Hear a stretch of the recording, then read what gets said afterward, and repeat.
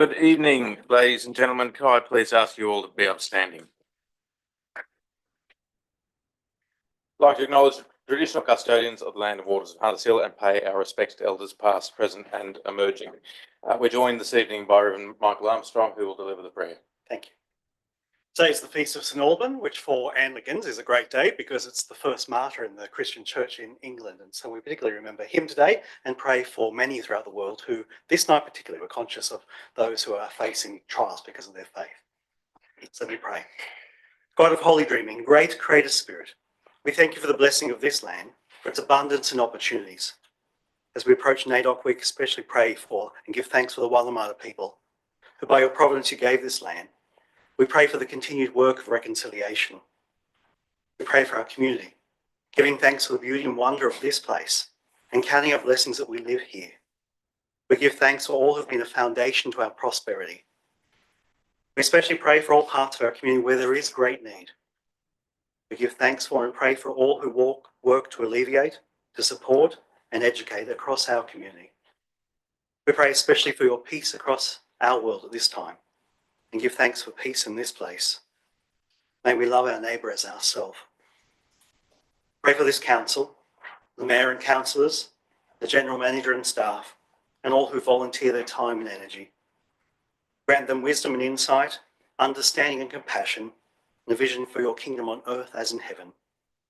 May we, with all your saints, be able to stand worthily before you, having revealed your blessings in us. This I pray in Jesus' name. Amen. Amen. Please be seated.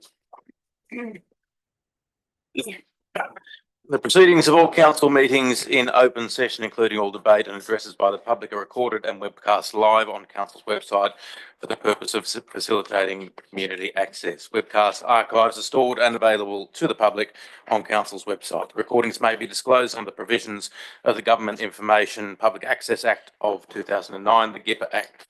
Members of the public attending council meeting may have their image, voice and personal information, including name and address, recorded, publicly broadcast and archived, or as an observer or other interested party. Members of the public consent to the use of their image, voice and personal information. Councillors, there are no apologies for this evening. Can I move on to any declarations of interest?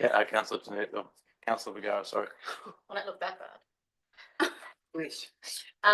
For Too early in the meeting. For the DA item, the delegated authority approvals. Yes. One of the items is 1 Passy Avenue, which is directly opposite me. So just to declare a non-pecuniary, non-financial interest, but it's only noting an approval that has already been given. So correct. You intend to stay in that chamber? Yeah, it's not okay. material. Both want to make it clear. Yep. Councillors, any further declarations? No. No. Any confirmation minutes of ordinary meeting 4556. Councillor Williams, move. Before we do that, Mr. Mayor, I move that we move forward 8.1 to comply with the department's requirements under section 360. It's a local government. Yes. Councillors, I might just ask that we approve the minutes first, and then we'll address that item if you're comfortable with that, councillor. Not really, because we're not a constituted meeting until we've passed the code meeting. Well, that's contrary to the advice of the general manager, Councillor Williams. Minutes pass first, councillors, and then we deal with the. Do I have a mover of the minutes? Moved, Councillor Vergara, seconded, Councillor Prieston. Any discussion? Have an amendment, if possible. You have an amendment? Yes. My name is spelled incorrectly in one of them. Sure that we can amend that. Yeah. Not a personal gripe, just to make sure. Any further discussion on that item? If not, I'll put the motion. All those in favour? Against? That is carried. I'll have a motion to move item 8.1 forward. Moved, Councillor Williams, seconded, Councillor Lane. All those in favour? Against? That is carried. We now consider item 8.1 to rescind the resolution adopting the 2025 Model Code of Meeting Practice. Is it moved? Moved, Councillor Prieston, seconded, Councillor Lane. Any discussion? Councillor Williams. Yes, Mr. Mayor. I think we need to make it clear by adopting this recommendation that what in point 2, immediate reinstate council's previous adopted code of meeting practice. Does that relate to version 2.1, resolution 139/25. General Manager. Know where we're going back to. Are we going back to 2021 or are we going back to immediately prior? I would imagine immediately prior to the adoption of the model code. The one that, I'm not sure which meeting that was, councillor. It was July 25. So the July one didn't go on exhibition because the new guidelines came into place, and we then had to put another report up to council. So we're going back to the previous ones before the July with the deletion of the general business item. Not contrary to the model code anyhow. Okay. So it's back to where we were before the July meeting. Yeah, I just need to be clear on exactly where we're landing on that, because as we know, it's very important that we have the code of meeting practice in place. And I do stress, and I have stressed on several occasions now, council needs to be presenting the correspondence it gets from government agencies and ministers in relation to matters. And it's hard for the community to understand what the reasoning is behind this or the justification of it unless they can actually see the requirements that are coming from the department. It should be attached to this business paper, or at least in the correspondence, because it says here, which is the reason I brought it forward, to minimise confusion about the applicable rules at future meetings and to ensure compliance with section 360 of the Local Government Act. As the first item of the business at the next meeting, your council should rescind. So it's the first item. We're now into beyond the minutes. So anyway, I think it's important that we do this, but I need clarification as to exactly which version we're adopting. And General Manager clarified that is the code immediately prior to the adoption of the model code. Yes. Yes. Councillors, any further discussion or questions in relation to item 8.1? If not, I'll put the motion. All those in favour? Against? That is carried. Councillors, we move to mayoral minutes and reports. Item 5.1. I'll read the report. On the 8th of June 2026, the Governor-General of the Commonwealth of Australia, Her Excellency the Honourable Sam Moyston AC, announced 949 awards in the King's Birthdays Honours List. Amongst the recipients was Hunters Hill resident Professor Elizabeth Elliott, who was appointed an Officer of the Order of Australia for distinguished service to paediatric medicine, to women's health and to medical and social understanding of the fetal alcohol syndrome disorder. Professor Elliott is a distinguished Professor of Paediatrics and Child Health at the University of Sydney and a consultant paediatrician at the Sydney Children's Hospitals Network at Westmead. Over her career, Professor Elliott has made significant contributions to improving the health, wellbeing and human rights of children, particularly those who are vulnerable or disadvantaged. Her work spans clinical care research, education and advocacy, with a strong focus on rare diseases, fetal alcohol syndrome disorder, and she has led initiatives supporting the health and needs of Aboriginal and Torres Strait Islander communities, as well as refugee and disadvantaged children.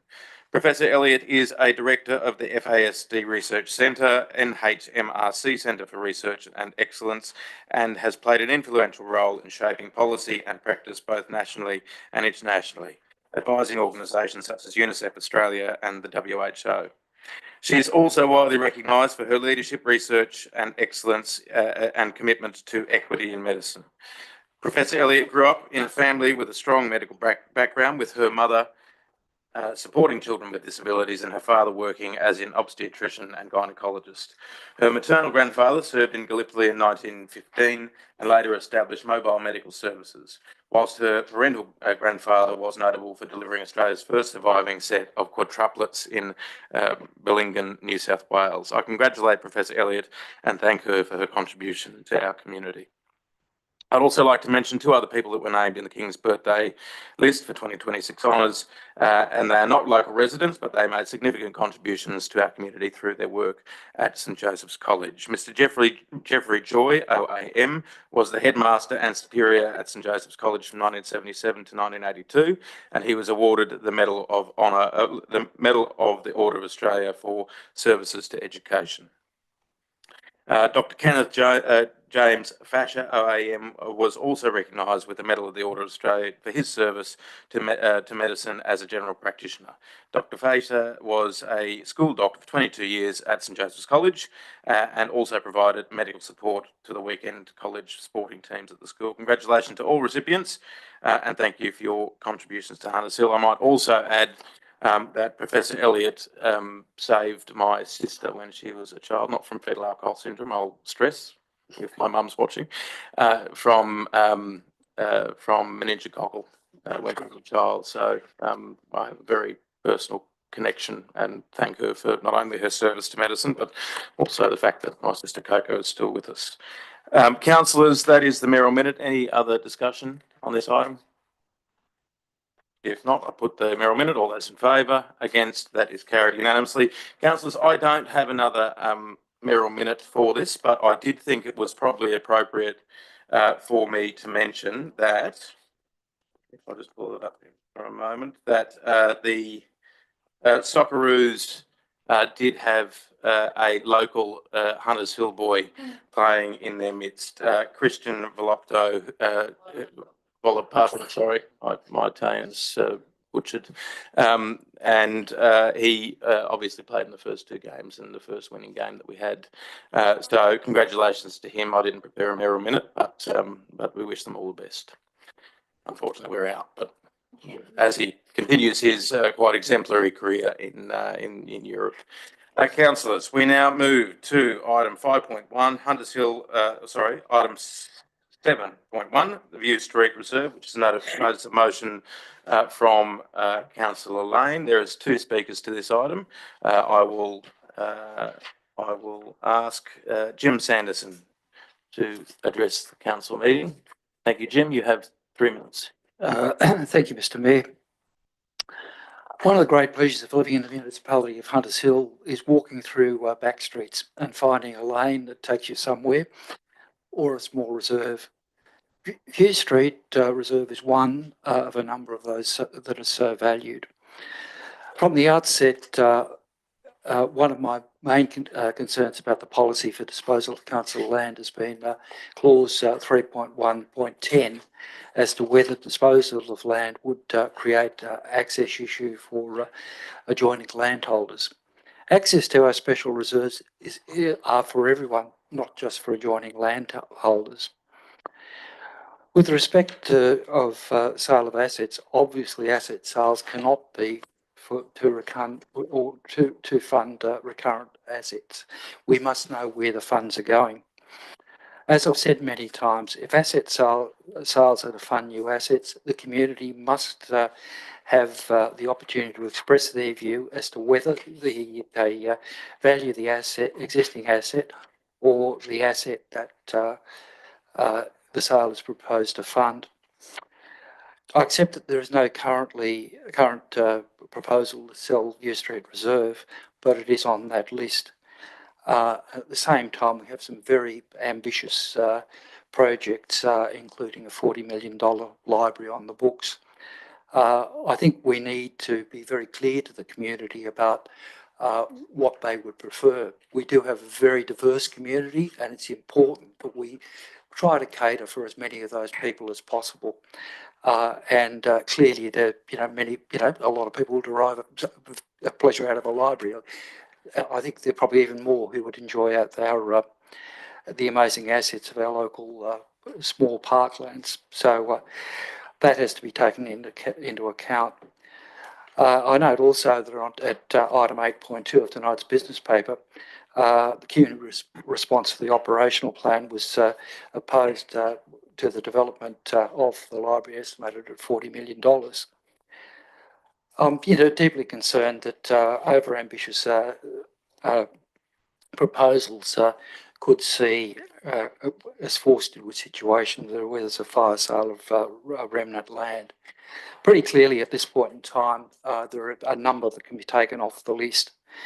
I'm further concerned that it's not the community's not been asked to if you want the 40 million library with no business case. That will clearly bring new ongoing depreciation and running costs, or would you prefer our reserves? The question is obviously more complex than that, but at the same time, we have to get that balance in our assets. Councillor Lane proposed a policy. I'll finish Move in a an minute. extension of time. Councillor Williams, seconded. Councillor Lane, all those in favour? Against? I'll do that again. All those in favour? Against? That is carried. Thank you. Councillor Lane proposed a policy to properly value many of our reserves. I believe that was the right approach. Clearly, there are a number of assets that it is not appropriate to sell. I regard View Street Reserve as being one of those. Another one I would suggest that I noticed on the list that was part of the business paper tonight is the one at Lloyd Avenue has come up again. Now, very clearly with that one, there will be a case of the utilities holders having the right to veto that, which clearly will happen. That's not worth going to Land and Environment Court for. I believe it's appropriate until we don't have a broader policy that a number of these items are taken off the list at this time. Thank you, Jim. Any questions, councillors? Councillor Prieston. I just wanted to ask a question of the General Manager in relation to something that Yes. Jim mentioned. I just wanted to clarify through you, Mr. Mayor, to the GM.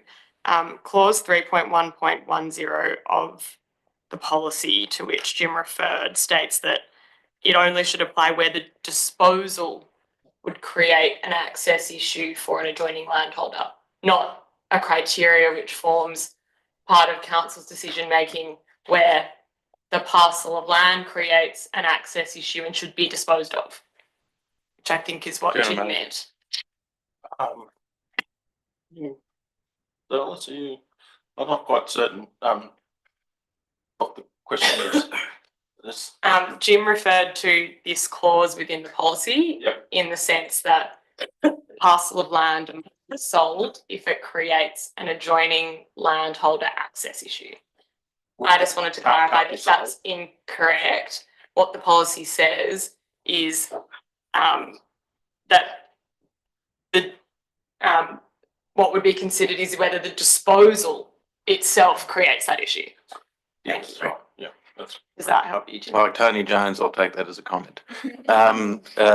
Councillors, any further questions of Jim? Thank you, Jim. Our second speaker of this item is Deirdre Burns. Thank you, Deirdre. You have 3 minutes. Mayor, when I came to live in this area 60 odd years ago, I would never have thought I'd be standing here before council regarding the sale of remnant land, and especially the remnant land, which was then known as Crown land. I completely support the independent councillors, Councillor Lane and Williams, Councillor Williams, that I quote now, the resources resolves not to sell View Street Reserve and no further investigations should be made on this reserve. Correspondence started on this back in 2025 when a letter was sent to Mr. Tobin, the General Manager of the Hunters Hill Council, and correspondence was sent to Mayor Mr. Mayor Miles in February 2026 from Friends of View Street Reserve. The reserve should be kept for community and public recreation purposes and for its significance in its heritage and for future generations. This was followed by a letter to the Honourable Mr. Anthony Roberts, signed by me on behalf of the Friends of View Street Reserve.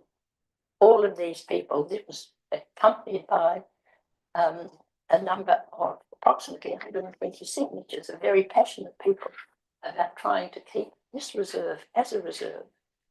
And copies of this letter were sent to Mayor Miles and to Mr. Jeremy Laxos, member for Bennelong.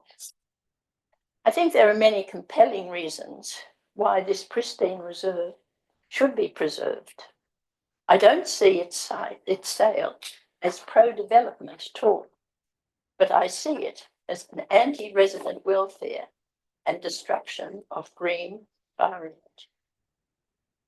The wishes of all of the people that signed that petition, and many people who are no longer living in the area, but have lived in the area, our children brought up in this area as well.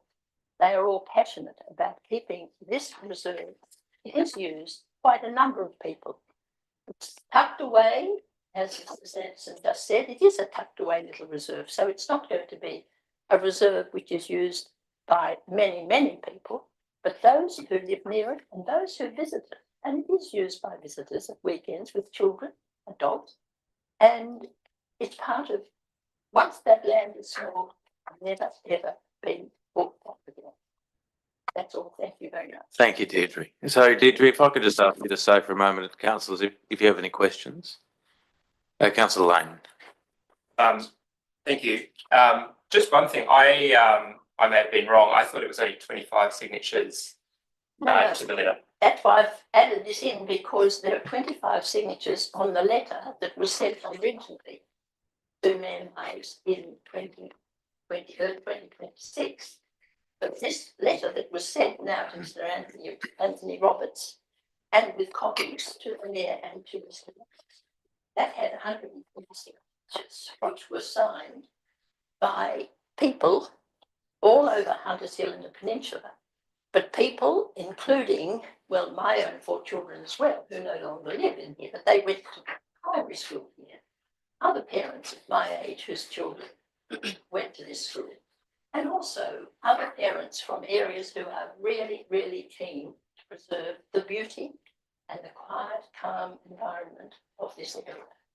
So thank you for asking, but that's why I put this in. It was a mistake to say there were only 23, because that was in the original letter earlier. But this last letter that Germany said was sent to, let me have the date, it was in May 2026. That letter had Thanks, Deirdre. Councillors, any other questions? Deirdre, I have a question or clarification, I guess, is as Jim alluded to, there isn't a current proposal to sell View Street. It's only being assessed under that criteria.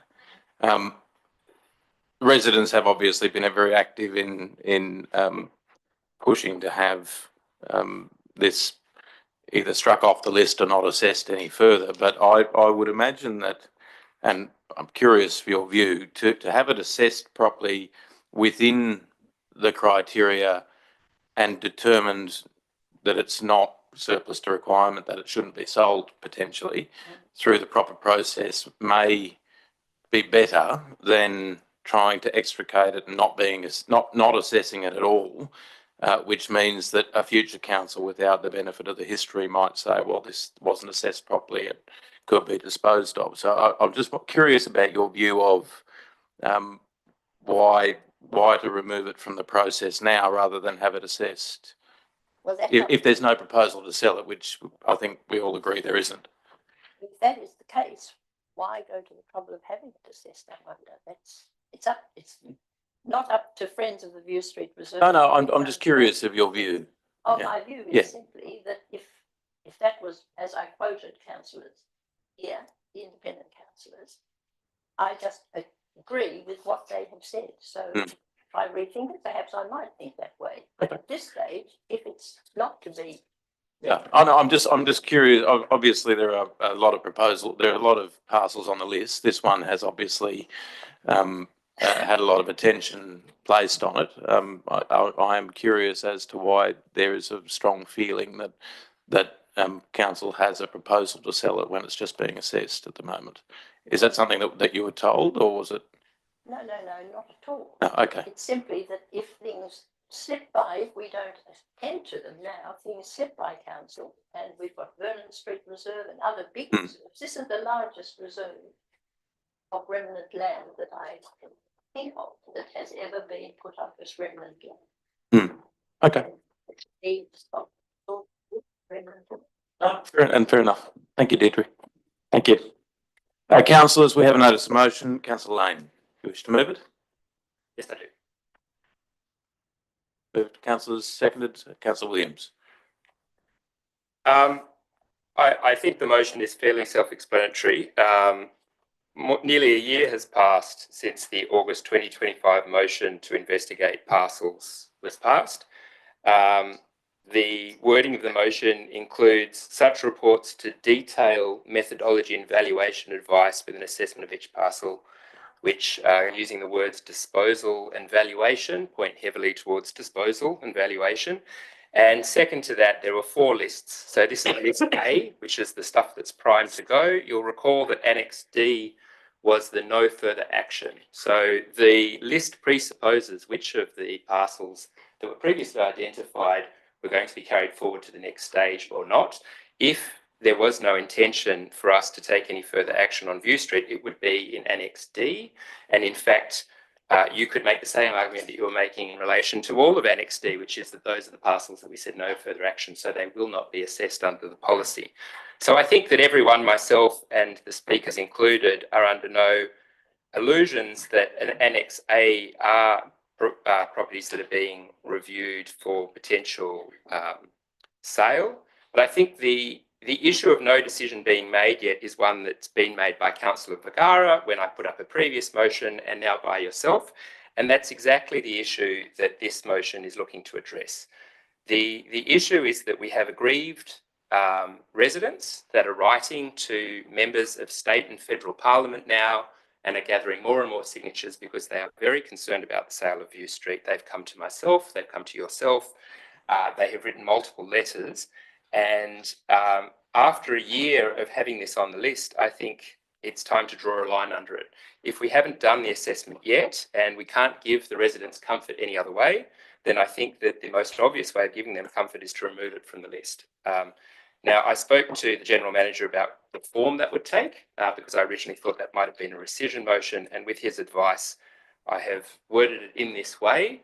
But the purpose of saying resolves not to sell is to address the issue that you have made, which is that there is a specific motion before us to show that undertaking, that we're resolving not to sell it, not just not to assess it. And then secondly, to not undertake further investigations under the previous motion so that it's not in limbo. With people worried whether or not in 1 meeting or 3 meetings or 5 meetings, this might come up and they might have to, scurry up here to make sudden submissions. I agree with what Jim Sanderson was saying, that there are a number of other items in the remnant lands list which are equally worthy of consideration. And whether or not, we want to argue about those, the intent of this was to be really simple, which is we have a very clear community that feel very strongly about this piece of land. And in doing so, they have satisfied 2 of our key criteria, which is 3.1.2, that the land is currently used or required for the use of community and public recreation purposes. They have now satisfied that, and they detail that in their letters, and they've already told us in previous submissions by Hock, for example, of how that's used for public recreation and there's a monument and all of that. And then secondly, that the land has cultural, natural and heritage value. And again, I feel that we have been through this before, and we are in the position of being able to give residents comfort by taking it off the list. Conversely, if we vote against this, what we're saying is, despite protestations that it's not being considered, I think everyone can take from that clearly it is still being considered because we refuse to take it off the list. And so I commend the motion to be passed. Thank you, Councillor Lane. Councillors, before I throw open to debate, I suppose the tenor of my question earlier and where we might run into some trouble here, in my view, is if the assessment stops and the land is still not zoned appropriately as a reserve, absent a recommendation to address that fundamental issue, which is why it would be on a list. I'm just conscious that by extracting that from the process, if this land came back, and I'm curious of the General Manager's view, If the land came back in the list and said that we don't want to dispose it, or that's the recommendation or the will of the council, and it's not appropriately rezoned into community land, or it's not appropriately dealt with in terms of its land use, that we might be getting into trouble here. And again, that's why I referred to, if we don't run the process so that we understand what the land use is and deal with it appropriately, and we take it out of the process that's being undertaken, that we might actually be doing the thing that is the antithesis of this motion, in my view. But General Manager or Jeff? Just doing what you're saying, the piece of land at the moment is currently road reserve, and it's got the same zoning as the adjoining properties, which is residential.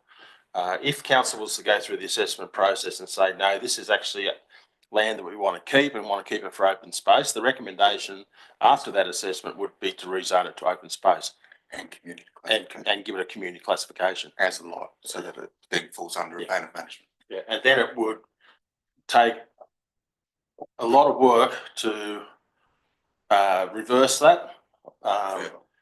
Otherwise, every 3 months, there could be a motion to council to reconsider the use of the View Street Reserve if it's not rezoned. Because every 3 months, you can look at any item of council's business again. So, yeah, if there's the wish of the community and the council is to make this a permanent thing, the best thing is to go through a process and then have a recommendation after that process that be rezoned, closed, rezoned, and made open space. But that needs to go through a process. Can I just clarify? Councillor, I'm sorry. I have a question. Councillor Prieston, I had a hand up first. Sorry, Councillor. Thanks, Mr Mayor. I would like to speak, but first, can I foreshadow a motion in the event that this motion fails? You may. Yep. Um, Or would you like to propose amendment or foreshadow? no, I'd like to foreshadow a new motion. Yes. Sorry, this is on the fly, but in effect, I want the purpose of the new motion to reflect the advice of the General Manager and the Director. So I would like for it to say something along the lines, and perhaps Jeff, you can help me with some wording, but to bring forward the assessment of the parcel of land at View Street Reserve.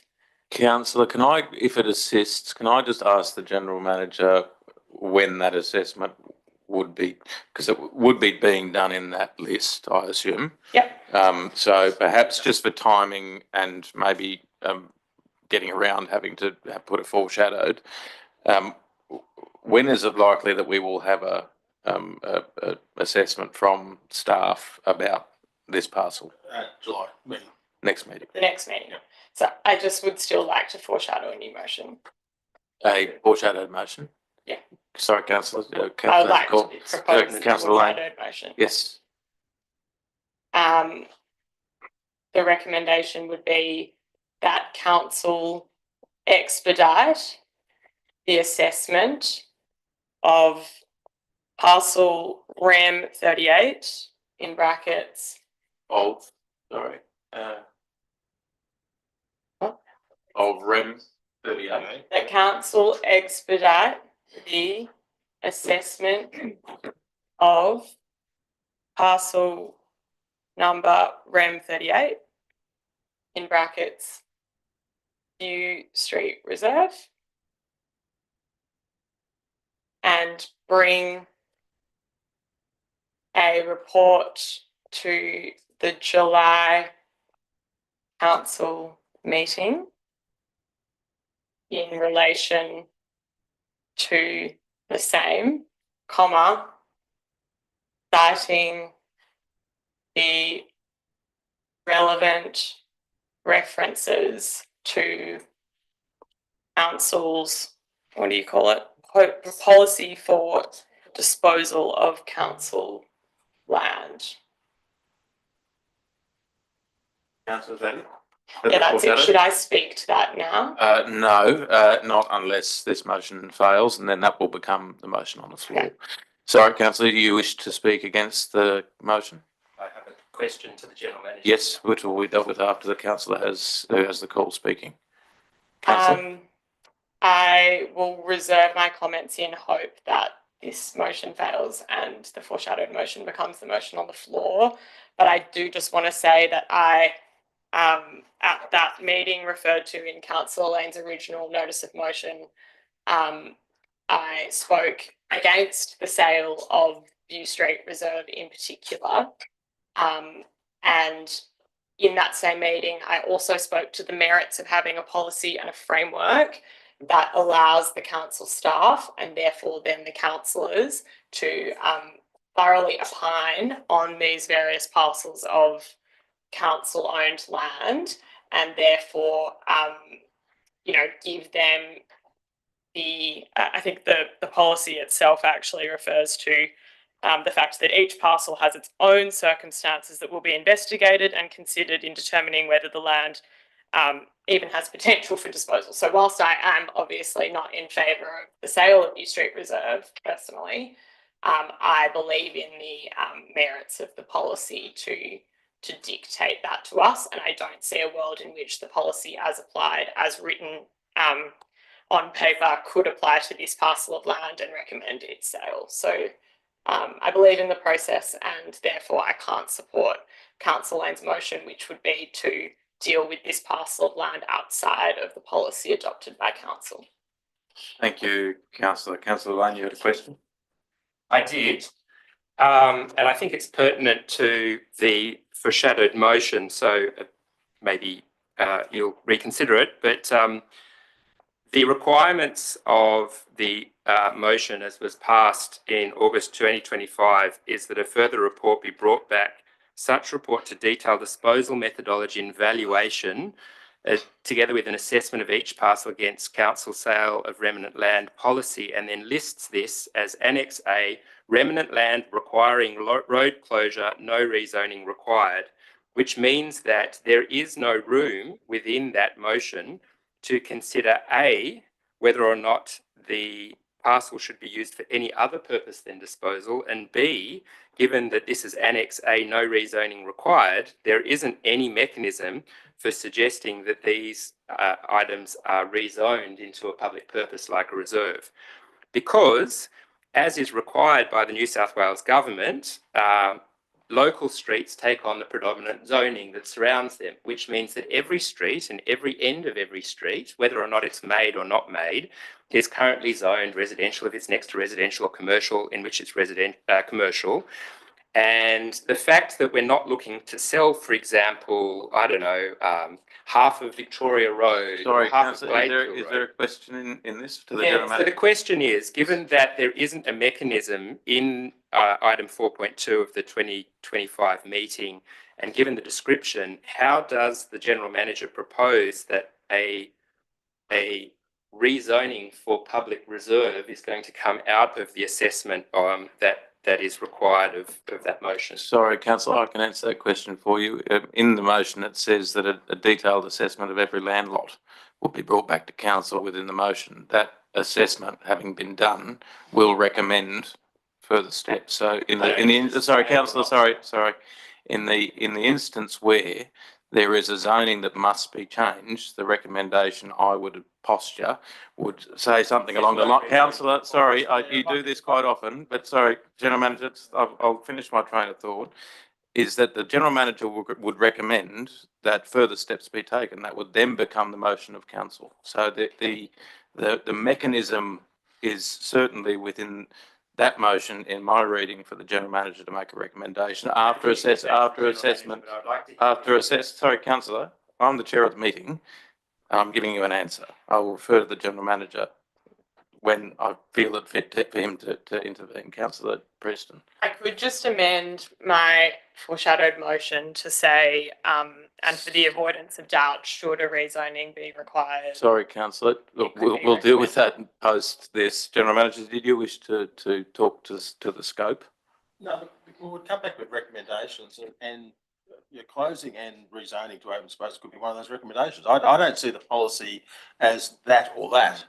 It's about looking at all parcels of land, looking at how they relate, looking at connections, looking at all the things that we need to look at and answer the policy and deal with all the assessment criteria and coming back to council with recommendations for each site.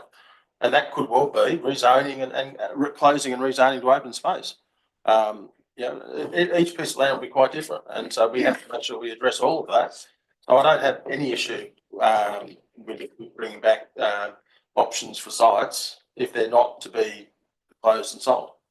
If I could just ask a second question then. In relation to Annex D, which says no further work, will they come back with recommendations how they're going to be taken out of the list? At some point in time, yes. But at the moment, they were so far down the priority list that we wanted to get through the other things first, but you can't do everything at once. So the idea was that a lot of those got a lot of issues around. Some of them got covenants on them. There's lots of reasons why they're just so hard to deal with. So they need a lot more investigation, and we will do that once we've got through the first couple of batches. But yeah, this is not a 6-month process. This is 3, 4, 5 years to get through all this. It's not going to happen overnight. But the first report next month will give you some clear directions on the first pass. Councillor Speaker, for the motion, against the motion, Councillor Bergara. Okay, I'll say at the outset that in my view, if View Street Reserve goes through the process, it will not be sold. That's my personal view, but I don't want to preempt the process. Then it's important to give some background to how we got here. In February 2022, Council was going to consider disposal of the Lloyd Avenue Road Reserve. That was deferred on the motion of the independent councillors because we didn't have a policy. It wasn't a process. In March 2022, Council was considering rezoning or reclassification of land at Henley. Again, on the motion of the independent councillors, we weren't allowed to make a decision because we didn't have a process, we didn't have a policy.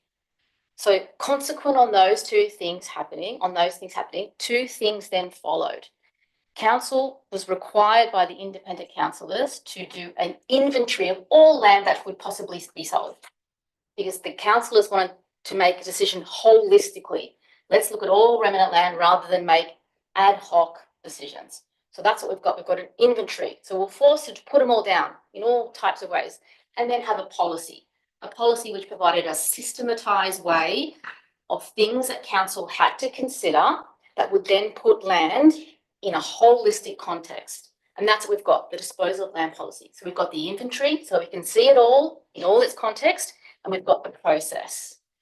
Now, in my view, if View Street goes through it and then there's a record which says this is what it does, it doesn't satisfy this, it's used, it has great corridor value, put more trees on them, all for that, there will be a formal assessment of the land, which then allows the council officers to, as the mayor said, make a recommendation which will protect that land going forward forever in a much better way than this. This is grandstanding. This is trying to appease residents to give you a quick win that is of no value.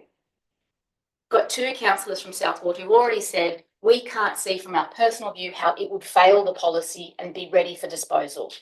But there is value in it going through the process, in the council officers putting on the formal record that it doesn't pass the test in the policy. And therefore, the best way to deal with this land going forward is some other way. Close it as a road reserve, reclassify it as open space and community land. That will give it the best protection for infinity. So I cannot support this motion. Thank you, Councillor. Those speaking for the motion, Councillor Williams. Yes, Mr. Mayor. I find it interesting the way people turn and twist debate, but for the record, as an independent councillor, I was requiring a total inventory because council was on a process of doing bits and pieces of sale. So I think it's very important that people realise my position on this is that we shouldn't be in this position. We've got a lot of public lands out there. I don't call them remnant because they are important to a whole range of different people in our community for different purposes. So the whole premise that we make land remnant, I think, is incorrect. It is very clear in the motion and in the previous decision of council that there is a group of land holdings that is in Annex A, which, as I think Councillor Lane made very clear, is a step towards disposal. The problem we've got at the moment in this council is that we get promised reports. And I hope we do get the report in July, but we've been waiting 12 months now for some clarity for the residents as to where these parcels of land sit. And it's not only View Street, it's the other Serpentine Road, Lloyd Avenue, a whole range of these have different views from the community and need to be put to rest as quickly as possible. And I don't think they should be on here anyway, because we don't have clarity as to what we're going to do with this money. We talk about in the budget later that we want to raise $41.5 million in asset sales. To me, there's no clarity around that either. So while we're in this process, we don't know what we're going to use the money for.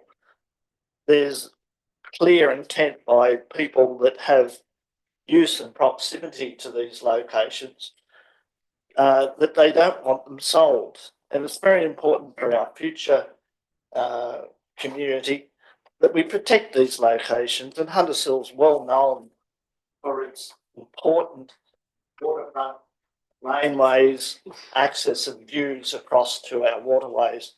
So to me, I can't see why it should be on this list at all. And I do call the whole process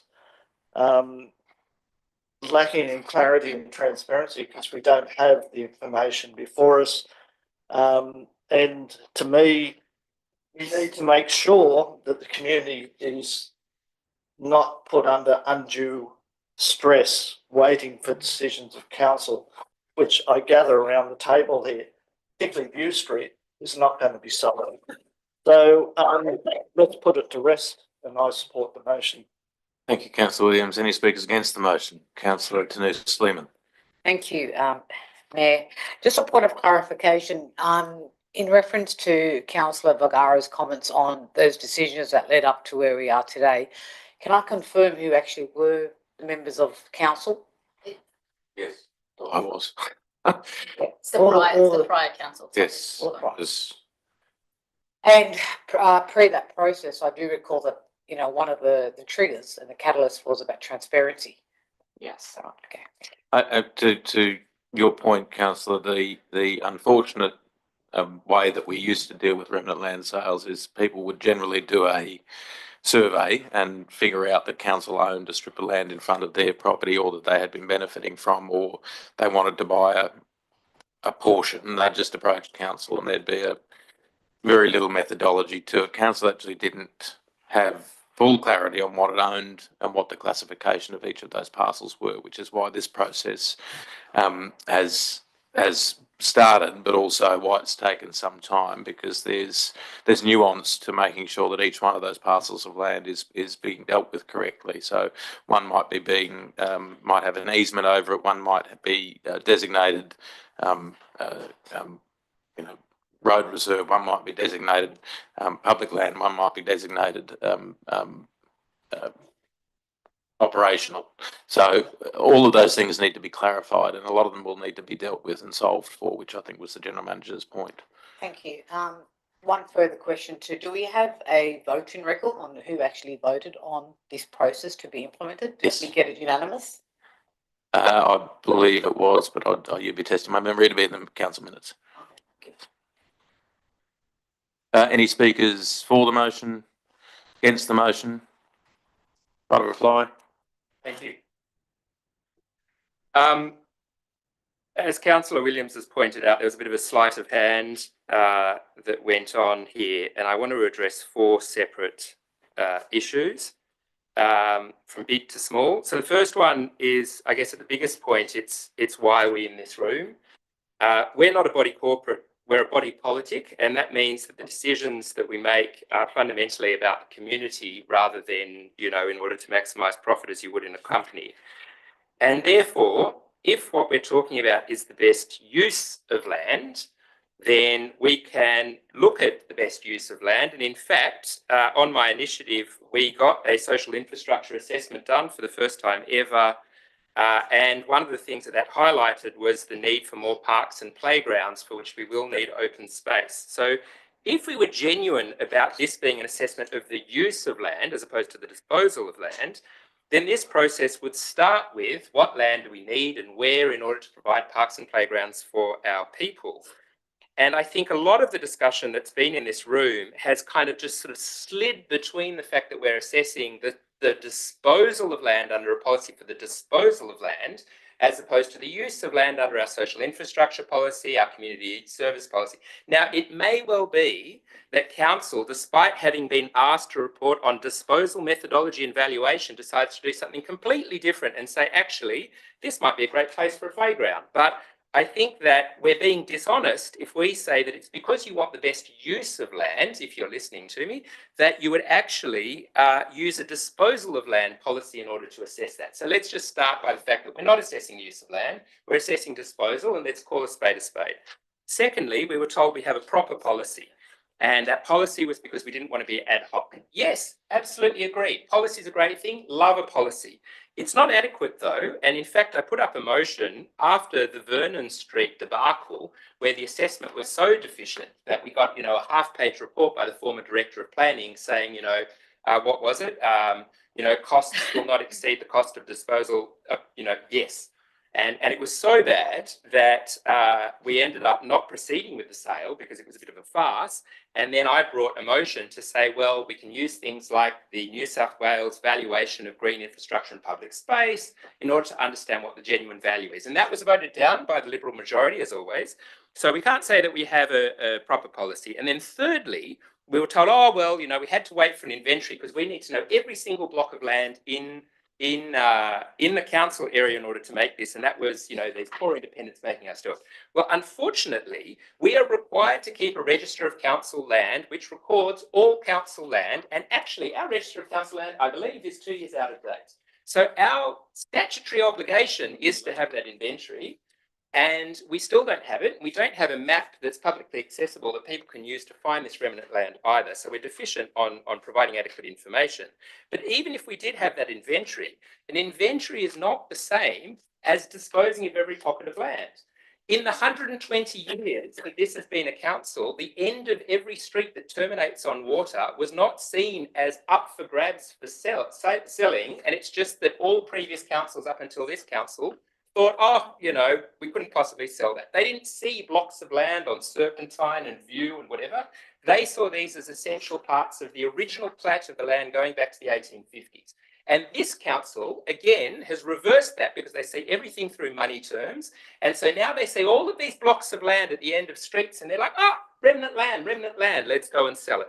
And I want to address the last part, which is the grandstanding. And I am pretty angry now, and you can hear it in my voice, but I thought I had brought a resolution that was so obviously in tune with what the community was saying after having 120 people or 25 people, as I thought it, writing multiple times to council, that they were really aggrieved by the possibility that this might be sold, that we could draw a line under it. I didn't go for, let's get rid of this process, let's not have 11 months of all of these parcels, Those are things that have gone under the bridge. I knew I wasn't going to win you on that, but I thought since there was such a clear and obvious reason for View Street not to be sold, we could be honest with the community and not say, we'll consider it in the future and hopefully it won't turn up and I can just slot it through or whatever. That we would actually say, no, it's not going to be sold. That's why we're in this room, to make a decision, not to hide behind processes and amendments. And so I am disgusted, to use your favourite word, Councillor Prieston, I am disgusted that once again, I am seen as grandstanding merely because I am the one proposing a motion. And because I'm proposing a motion, we're not going to amend it. We're not going to see whether or not we could change it so that we're going to classify it as public land, which would be a normal amendment. We're going to get rid of it. And we're going to say, no, I want you to come back with a resolution next month because we're going to fight it again then. And that gives me the opportunity to stand up and say, I've spoken to everyone. I'm a wonderful hero, and it's your motion. And I think this gaming about rejecting a motion and putting up my own motion is just so patently obvious, as well as the fact that the outcome is going to be worse than the outcome of this, that it makes a mockery of this whole process. We're clearly not in the room for the community. We're in the room point scoring against each other, trying to make this. And I think I am so disappointed that yet again it's gone down this path. But look, maybe you'll surprise me and vote for it. Thank you, councillor. I'd like to think that everyone in this room who was elected by the community is here for the community, so I'd take objection to that. It would. I hope that, and my strong feeling is that we're all here for the community. And I've been in council whilst 3 pieces of public land at the end of a street have been sold with no process, just for clarification. Councillors, that being the end of debate, I will put the motion. All those in favour? Against? It is lost. The motion, the foreshadowed motion now becomes the motion. Is it seconded? Seconded, councillor Vergara. Councillor Preston, do you wish to speak to your motion? Yeah, thank you, Mr. Mayor. I've become a little bit frazzled because of the emotional response from Councillor Lane. There was a lot said. I was trying to write down some notes about all of the discrepancies that he spoke about, but I lost track. So let me just regather myself. Firstly, I learned how to walk in that reserve. I learned how to ride a bike in that reserve. I've seen the reserve have a chair put in so that residents can sit. I've seen the reserve have trees chopped down. I've seen the reserve morph into the park that it is today, which I know that the residents who formed this group love and use all the time. There is no, I will go blue in the face saying this in this chamber, there is no secret cabal. There is no let's pull the wool over the residents' eyes and do these underhanded things that make sure that everyone's lives are going to be miserable. This is, and I would be a hypocrite to say, let's just do it without the policy, because, and Councillor Lane's aware of this, every time this topic has come up in this council chamber, I have said that we need to uphold a policy, and I don't know if it's because I'm a lawyer by trade, I'm not sure. But to me, the most transparent way of dealing with this item of business on a look forward basis is to apply consistently a policy which is open for the public to review. You guys, I'm sure, have read it multiple times. It is clear, it was drafted, I might add, not by the general manager, not by the former general manager, not by the councillors. It was prepared by a reputable law firm acting on behalf of the council as a third party. This is not a secret. This is not a way of selling off all the land to pay for a library. This is not that. This is, let's, as Councillor Lane points out, uphold our statutory obligations and come up with the register of land that council owns. That's how this all started. That is how it all started. And we have that now. What we're now doing is applying the same set of criteria, which is super clear in the fact that it wants to consider land currently used for community and public recreation purposes. I believe, Councillor Vergara believes, I think a lot of people in this room believe that View Street Reserve is currently being used for public recreation purposes, and it should be done in the future, and that will not change. I said in the very first meeting that we identified View Street Reserve as a council-owned parcel of land, that it is distinct from, for example, Lloyd Avenue, where it was a parcel of land this big, which was adjoining someone's garden and was being maintained by council and also the adjoining landholder, and it was a little bit of a schmozzle, and it wasn't appropriate for that parcel of land to be continually maintained by council, in my view. This is different. View Street Reserve is entirely a different kettle of fish. I think that we will benefit from an assessment of this parcel of land, considering the hysteria. And I say hysteria because I really do think that this has turned into a tizzy for really no reason. There has not been a report to council recommending the sale of View Street Reserve. And if there was, as Councillor Vergara mentioned, I believe that the policy would be upheld. And if you apply the policy correctly and its criteria, there would be no successful resolution of council to sell this parcel of land. This is something that has been worked up, dreamt up. There have been whispers, it's morphed into something that it's not. And it is, I'm here to tell you tonight and to tell everyone that lives on the Point Road, on View Street, on Aspinall Place, on every nearby street, you can tell them, you can write them a letter, I'll write them a letter. This is not being considered by today's council. And when it will be considered, I would prefer, I think a lot of us would prefer, for a policy to be applied consistently with every other parcel of land so that we know that has been assessed. And it's been assessed to the point where no one can reassess it again and determine something different. That is what I want for View Street Reserve. Councillor Lane is also now arguing on principle. He's so focused on the grandstanding that he's clutching at straws to talk about the deficiencies of this policy. There's no deficiencies of this policy. It is transparent, it is well prepared, it is well drafted, and we will apply it to every single parcel of land that comes up to council as a part of the fact that it forms part of the register. Jim's laughing, I don't know why. This is very serious to me. This is really important to me. It's really important to all the councillors here, and that's why we're here tonight. As I mentioned earlier, the policy also states that each parcel has its own set of circumstances that will be investigated and considered in determining whether the land has potential for disposal, and that is pertinent here. And this is why my foreshadowed motion would implore the council staff to bring to us a full set of facts where we can assess as a council body to say not versus how much money can we get for it. I'm not interested in that. I'm interested in the way that the land is used, and I'm applying the policy in my own head, again, not to preempt any decision by council or recommendation by the council staff, but I believe that if you do apply this policy, then it would not be a successful recommendation for disposal.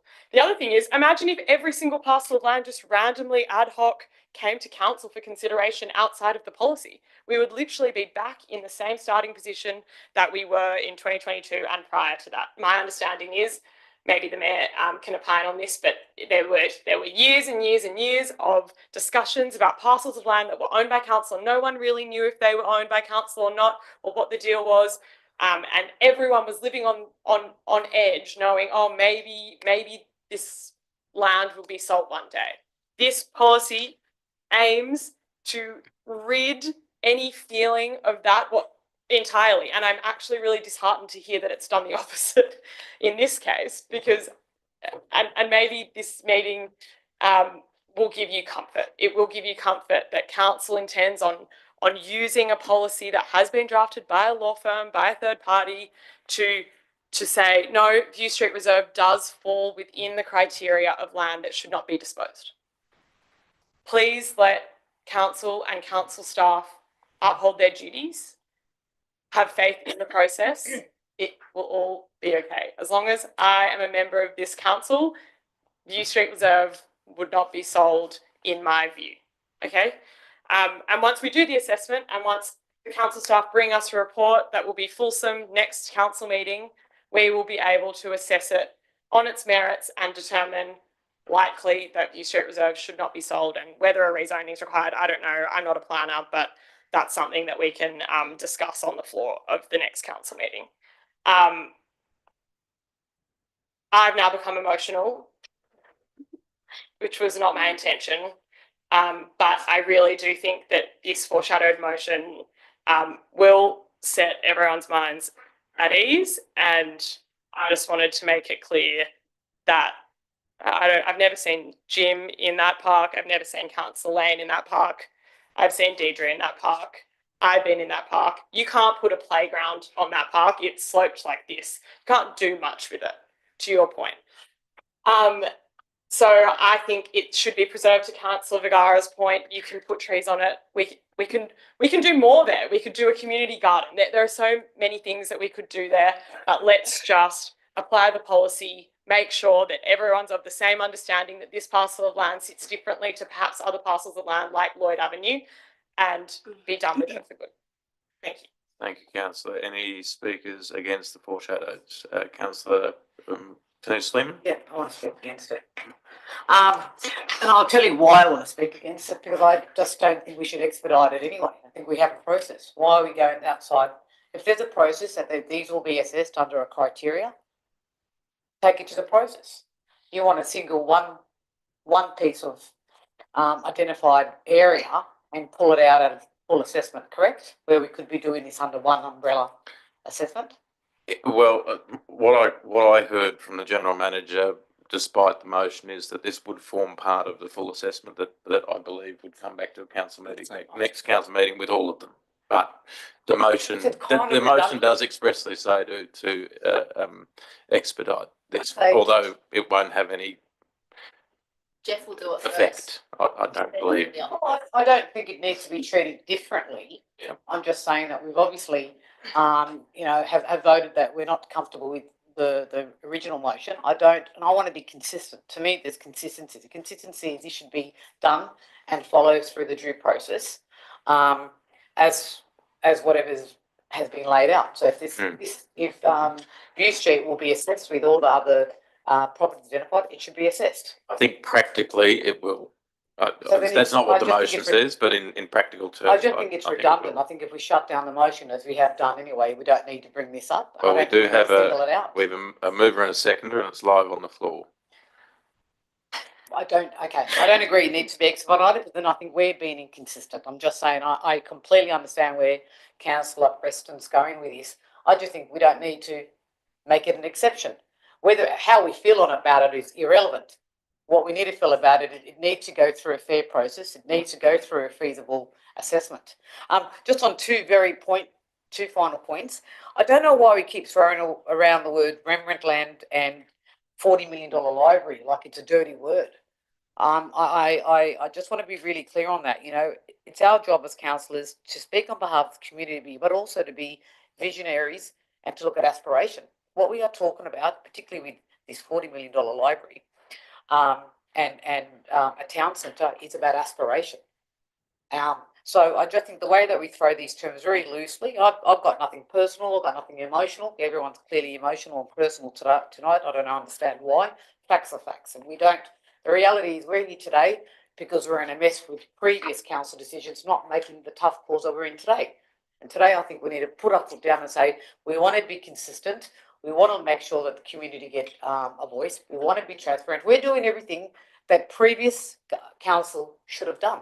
And again, it's not an attack on anyone individually, but we've got the courage now to do it. All I'm saying, I think we just stay consistent, go through a process, and I don't think this View Street should be expedited in my assessment.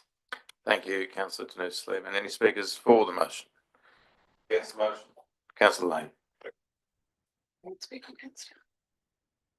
I find it interesting that Councillor Preston talked at length about the use of the land, the fact that she had played there, that it shouldn't be included, that was something that she was very passionate about, it being assessed so that we could understand it, because we're all about the community.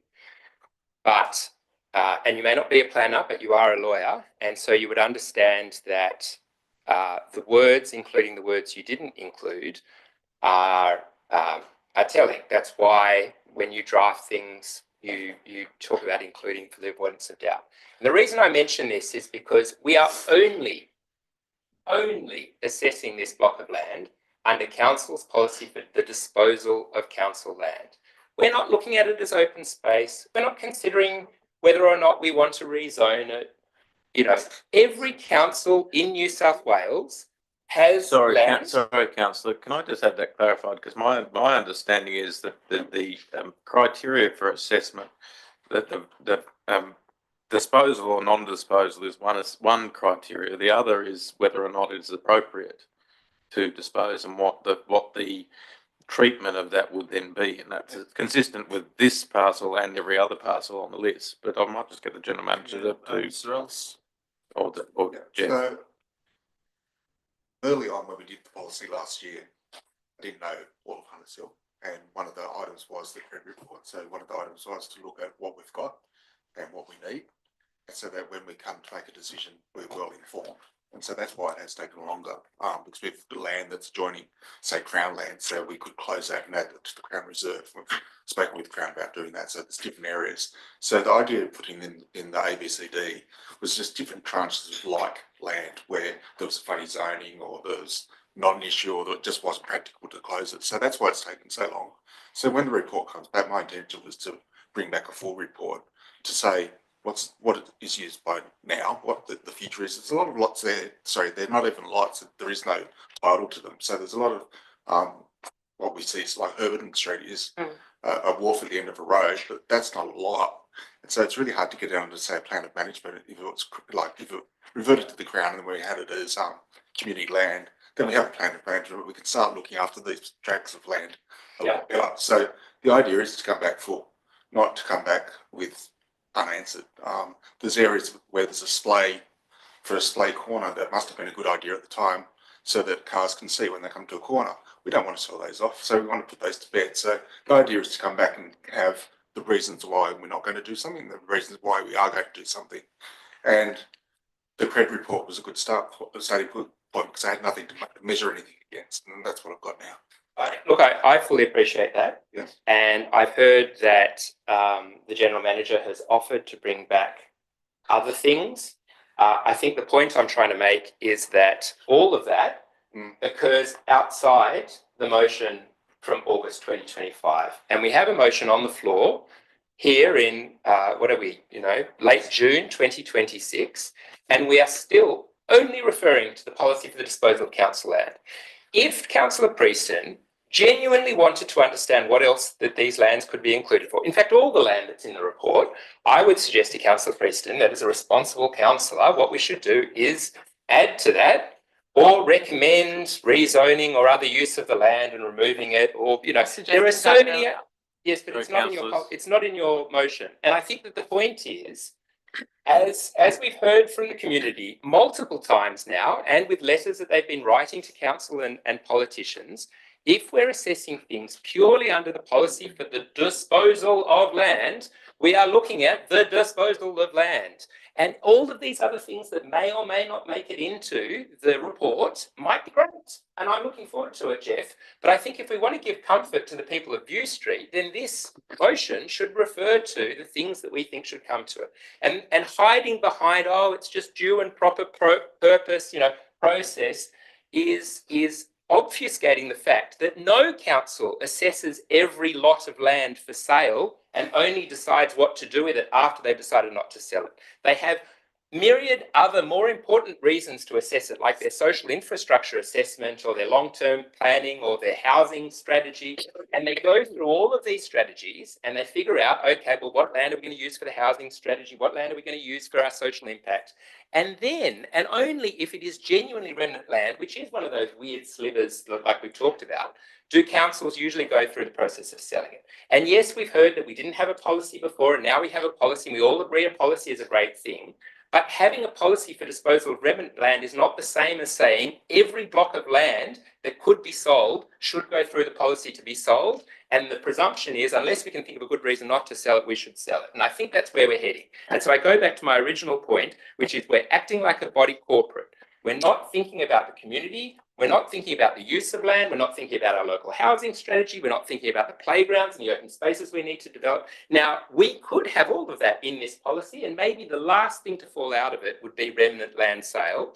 But the fact of the matter is we are starting with remnant land, and your proposal here, Councillor Prieston, is to continue under the disposal of land. And I think that everyone, myself included, would be perfectly right to assume that it is land sale that is primary in council's mind. And that is how I read what we've been doing since August 2025 and Vernon Street and all of these other sales of land that we pretended we weren't going to do before the last election, and now we're in the thick of.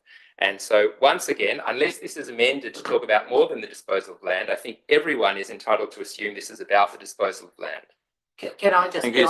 Sorry, councillor, just one at a time. Councillor Tanu-Sleeman, have you got a question? I just want to just for clarification, I've been very clear leading up to my campaign. I'm very in favour of land sale.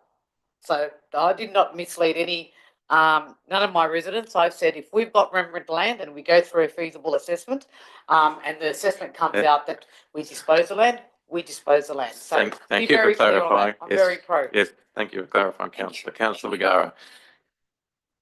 Councillor Lane's just wrong. The disposal of land policy is a two-stage process. The first stage is identifying and determining whether land that it owns is surplus to current or future needs of council and the local community. That is step one. You only get to disposal if the land. Step two is determining whether or not to dispose of land that has been determined to be surplus. So the policy requires, as step one, to identify the use and need of the land. If you decide that it's used, you don't get to step two for disposal. The only thing that's considered for disposal is land which council determines by resolution to be surplus to requirements. As we've said, in our view, this land won't pass step one, but there is value in having step one undertaken.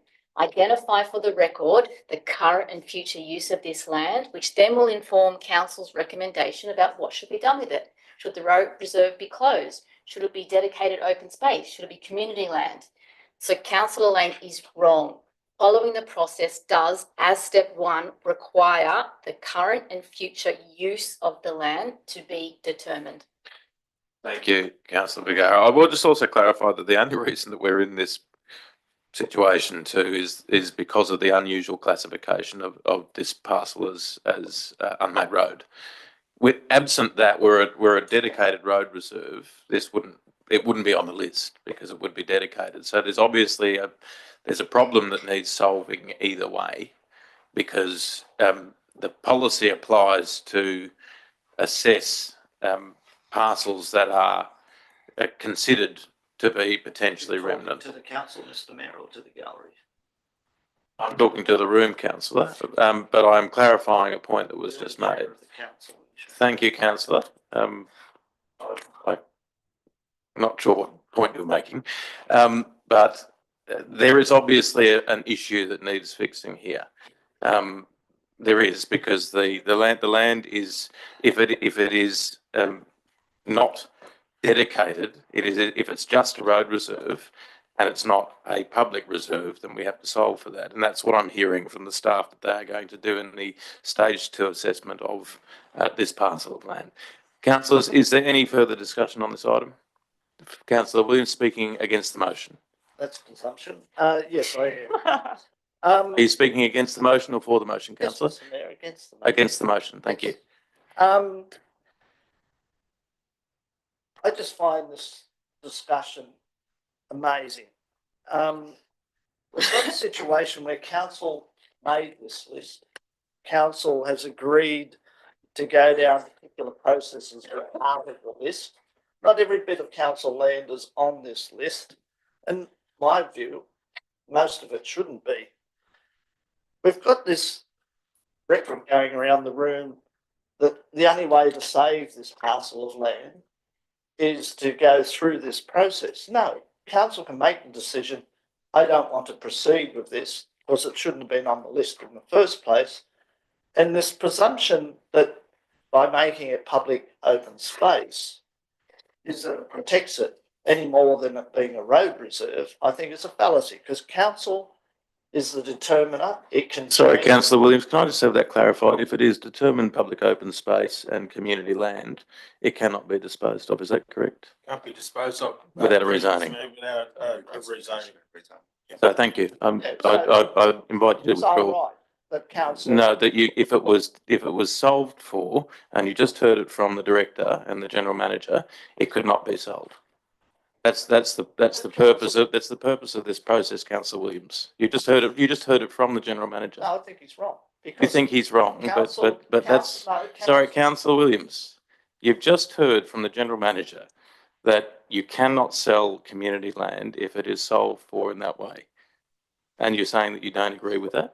I don't agree with it, Mr Mayor, because we're doing it in places like Water Road, Fairland Hall. With the rezoning. Yeah, council can rezone anything, anytime it wishes to. If it has a majority view around the table, there's logic behind it. So to say that having it as community land gives it any more protection than any other piece of land is a fallacy, because council has the right to go through a process to rezone that or to reclassify that. And we've seen that with several parcels of land. So I don't agree with that contention. So I don't think changing its use does anything to protect it, because as a road reserve, there's a complicated process to go through to even sell it. So I don't think that's. We're just talking about a scenario where we're asking our residents to live on the edge of anxiety, of concern. I agree with Councillor Lane that a lot of this is unnecessary, and we've heard it around the table tonight that people are going, "Oh no, I'm not going to sell it." Well, why didn't we make the decision before when Councillor Lane put up his motion not to sell it or not to have it on the list that's potentially for sale? So to me, I think this process that we're going through here is flawed. I actually agree with Councillor Dennis Lehman that we shouldn't be dealing with these matters in isolation. If we are going to go down this process, what about the people that use Serpentine Road? What about people that use the other lots on this list? It's important that we're fair and equitable across our community. So just to pluck one out is, I think, not the right thing to do. Cost. I just have never, ever been given a reasonable estimate or any estimate as to the cost of this process. It must be enormous. It's been going on for years. It must be occupying a lot of staff's time to achieve what? We haven't even identified what we're going to use the money for if we do sell these parcels. And the term remnant to me is just not appropriate. And I think Councillor Lane hit it on the head when he talked about the correct process. And we've just been through a social infrastructure plan where that should be at the forefront of our decision making as to what we're going to do about parcels of land. And if we put that at the forefront, then we say these parcels are important for future communities, meeting our social infrastructure need. And so therefore, we shouldn't be in this process doing it with these particular ones.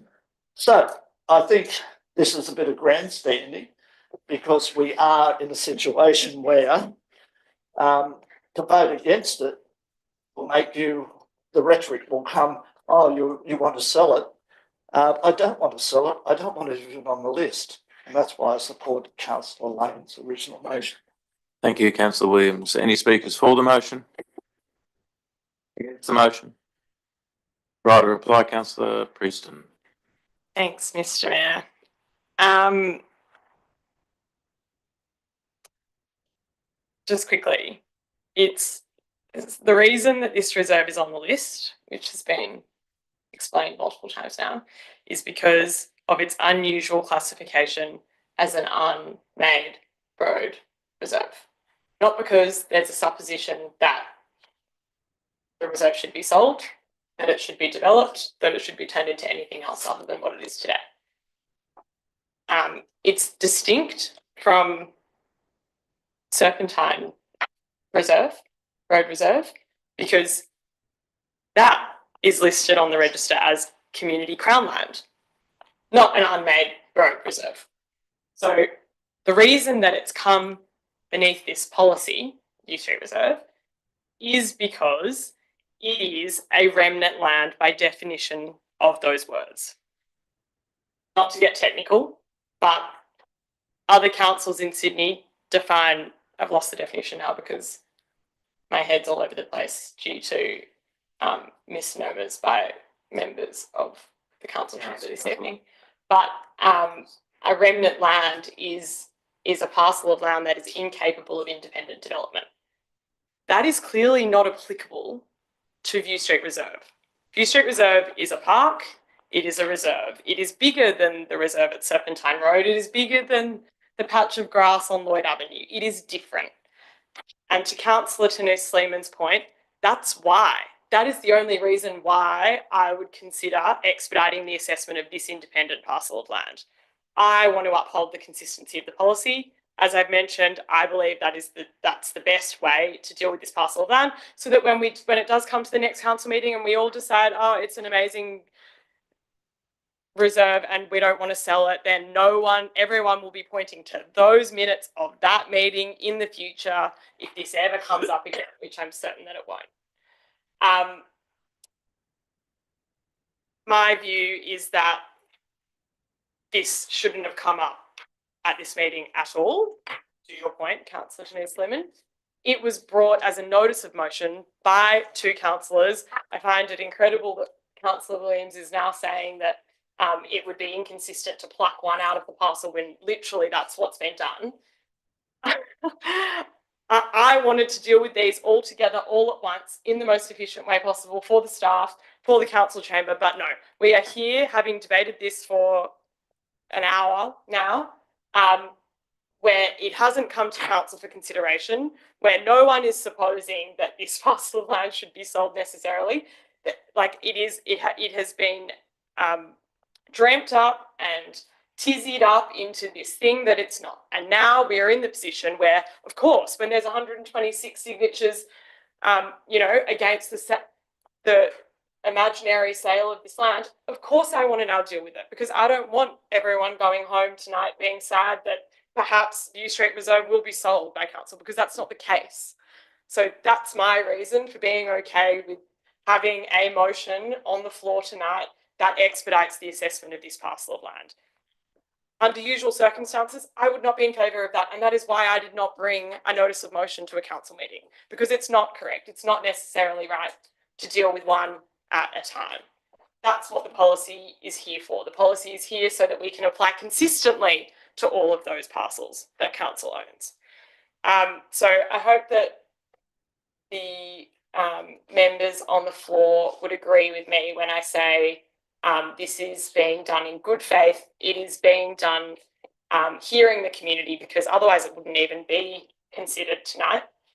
And it is being done under a rigorous policy adopted by this council, drafted by legal counsel, upheld by the professional staff with the requisite university degrees to talk about these things.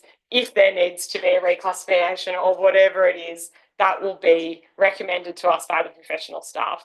We all need to have a little bit of faith in the process, and that's why I felt the need to amend Councillor Lane's motion or foreshadow a different motion, because what was being brought to us would not have meant that we could apply consistently and transparently the policy of this council. It's a shame that we're all sitting here today and everyone's divided, and members of the gallery are clearly distressed, and members of the community are clearly distressed, because that's not the intention of this policy, and that's not the intention of this council. Certainly not my intention, especially given my history with this parcel of land in particular. So I hope that you can see that it's in good faith, and I hope that the councillors will consider favourably this motion. Thank you, councillor. I'll now put the motion. All those in I have favour. a question. I think the debate has closed. I'll now It was put in relation to the final. Yeah, I know, but you don't get the call after a right of reply has been given. Misstatements Sorry, were made, and I'd Mr. like to Councillor clarify Lane. them with Councillor the Lane, staff Councillor before we Lane, vote, Councillor Lane, because please they're take it. pertinent to the Councillor vote. Lane, please take a seat. You don't get the call after the end of debate. Debate has concluded. I'll now put the motion. All those in favour? Against? That is lost. Councillors, we now move to item 8.2, post-exhibition Hunters Hill 26-27 operational plan and budget, 26-27 fees and charges and resourcing strategy. Is there a mover? Moved. Councillor Bagara, seconded. Councillor Tanus-Sleeman. Councillor Bagara, discussion? No. Councillor Tanus-Sleeman. Got a concern. Question? Sorry. Yeah, I do have a question. My laptop died, so I've got to now run with it. In the documents, the operational plan, budget, long-term financial plan, the workforce management strategy, the strategic asset management, we're reviewing all that in one. Yes. Can I ask, it's got to be a really stupid question. Who's put together all these documents? General Manager. General Would have Manager, been- can I ask you a question? Can I ask why on every single one of these documents, for the exception of the long-term financial plan, why are we constantly reminded with an acknowledgement of country on every document? That's just been our practice for quite some time. So we've just repeated practice.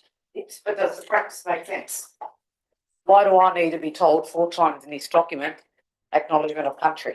Councillor, they are separate documents, So I suppose. Yeah. But it's excluded out of the long-term financial plan. We're either, again, back to consistency, it's either across all of our documentation or we don't. In my view, I think it's tokenism. I think we've got it repeated across all our documentation.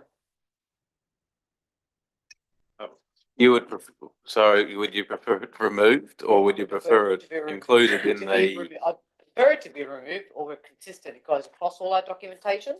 Yeah. Or we pull it out. And we have one statement on our website, which we already do in terms of acknowledgement. But to be constantly told in every piece of our documentation an acknowledgement of country is not only repetitive, but I don't see the value in it. General Manager, is it duplicated in any documentation or is it a simple matter of consistency, adding it to the financial, long-term financial plan? Find the attachment for long-term financial plan. Understand how that gets together again. It's not in our convention, as I understand it, councillor, to include it in the financials, but in the operational plan and the annual statements, It is we required. generally do. I don't know if it's required, but Is it required? I'd have to defer to the general manager. It's not required. I mean, the long-term financial plan is really just a series of numbers. The other plans really are incorporating the way council operates and its thought processes. Workforce strategy is quite clear that it's about equal opportunity for all. So there's lots of reasons why things are included in those documents. I wouldn't think it's actually necessary in the long-term financial plan because it's really just a numbers document. We don't really go into a lot of the the social and the doing side of the business of council. It's in those other documents because they are the doing parts of the council. Well, what does acknowledgement of country got to do with the doing aspect? We do everything acknowledging the land on which we live. But I still don't. I don't think it makes any sense. I won't get into it. It's not for me tonight to get into it. No, but can I understand what the criteria is, and can we review the criteria? It would be convention, I would say, councillor. Can I ask for it to be looked at? Yeah. If you don't mind, yeah, I'd like to understand. About where we include the Convention, our requirement to put this in our documentation. Yep. It's either consistent or we take it out. But can we get a position on that, if you don't mind? We want to make that 0.6 of the 0.5 of the recommendation. Council resolution. Yes, please. I would very much appreciate it. Thank you. Is the mover and seconder wanting to do that? No. Perhaps if we can just have a discussion about that as a council body at some point. I don't know if it's crucial to these documents being adopted tonight, but I'm happy to have a discussion I about will it, be councillor. voting against it then. Okay. All right. Any speakers against the budget? Sorry. I didn't get my. I offered you well, you need to put your hand up quicker. Councillor, do you like to your question? Yes. I have a few questions. So if I can direct council to page 86, 88. Next question probably to the general manager through you, Mr. Mayor. But are they effectively the same submission, but one with markups and comments? Looks like it. So, Director of Corporate Community Services. Good Chair. The page 88 is the attachment that they provided with the submission. It is similar, but they included that as part of their response. So there is some minor word changes within that, but that's the attachment that they included in their submission. Okay, because it's interesting because there's some comments in there that seem to be internal. For example, brackets, I don't think we should say any of this. It's not necessary to make their case for them, and we can't speak for most residents of Hunters Hill. So it's interesting that the trust is now publicly admitting what I have long suspected that it does, which is one, being highly selective in what it factors into its decision making, and two, that it doesn't speak for most residents of Hunters Hill. So that's interesting. And then question again through you, Mr. Mayor, on page 99 of 644 is the Save Our Shore submission. And who did that come from? Directly, you have to. Redacted all, through Chair, we've redacted all the names that. I don't think that we Okay. can provide that publicly, councillor. Just an interesting observation that on page 99, the third paragraph actually then makes the comment that Hunters Hill Trust rejected, which is the acknowledgement that some residents of Gladesville may face transport difficulties in accessing the Lanco facility. So it's interesting that there's obviously some collaboration, between those two. So question through you, Mr. Mayor, to Councillor Lane, did you have any involvement in preparation of the Save Our Shore submission? Councillor, if you like. No. You don't need to. Thank you. Answer if you don't want to. Thank you. And then I have one more question. General Manager, through you, Mr. Mayor, to the General Manager, what is Sydney Community Services' view on the proposed new facility? On Gladesville Road. Yes. Yeah, through you, Mr. Mayor, they're very supportive of it. We've been working with them. They've had to move a number of services off-site because of the quality, the condition of the buildings. They can't offer a number of their services there now. So they've been very, very keen to work with us on the future planning for that site. Thank you. And another question. Along with the Mookaboola Computer Club, I might add. Right. On page 79, Mr. Mayor, this submission suggests that the Vernon Street and Fairland Hall sales contribute to the 40 million in the budget. Do they? Well, there is no resolution to sell Fairland Hall. There was a resolution for Vernon Street, which I suppose is live, but I don't know whether they're correlated. No, I mean, they're 40 million, we're still doing the business case for the 40 million where the funding will come from that. So that's still a resolution for council to adopt.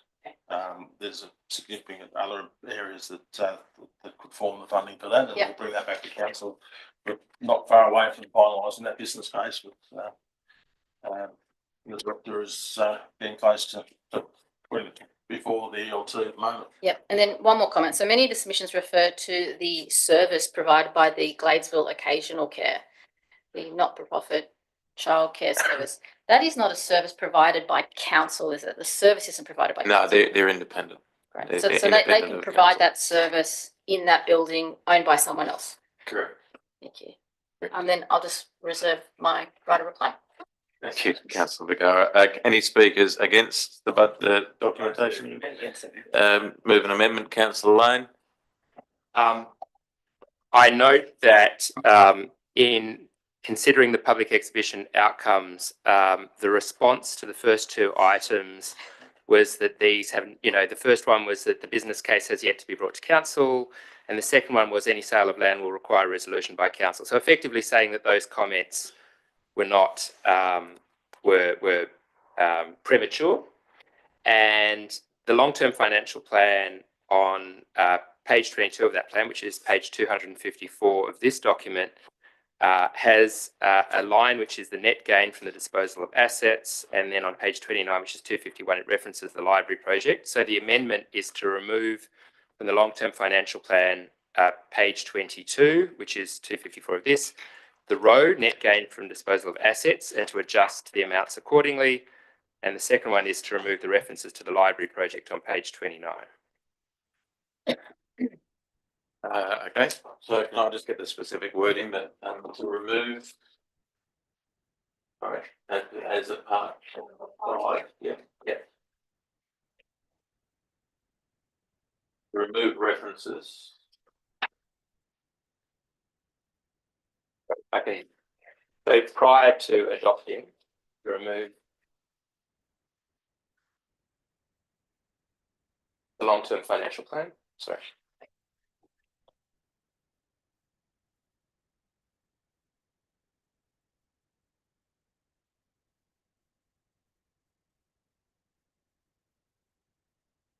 Move the row net gain from disposal of assets.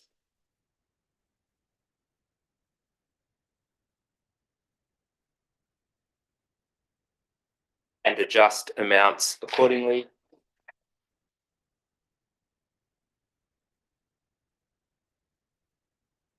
And to remove references to the library project from page, just want to confirm, I think I've got the number wrong.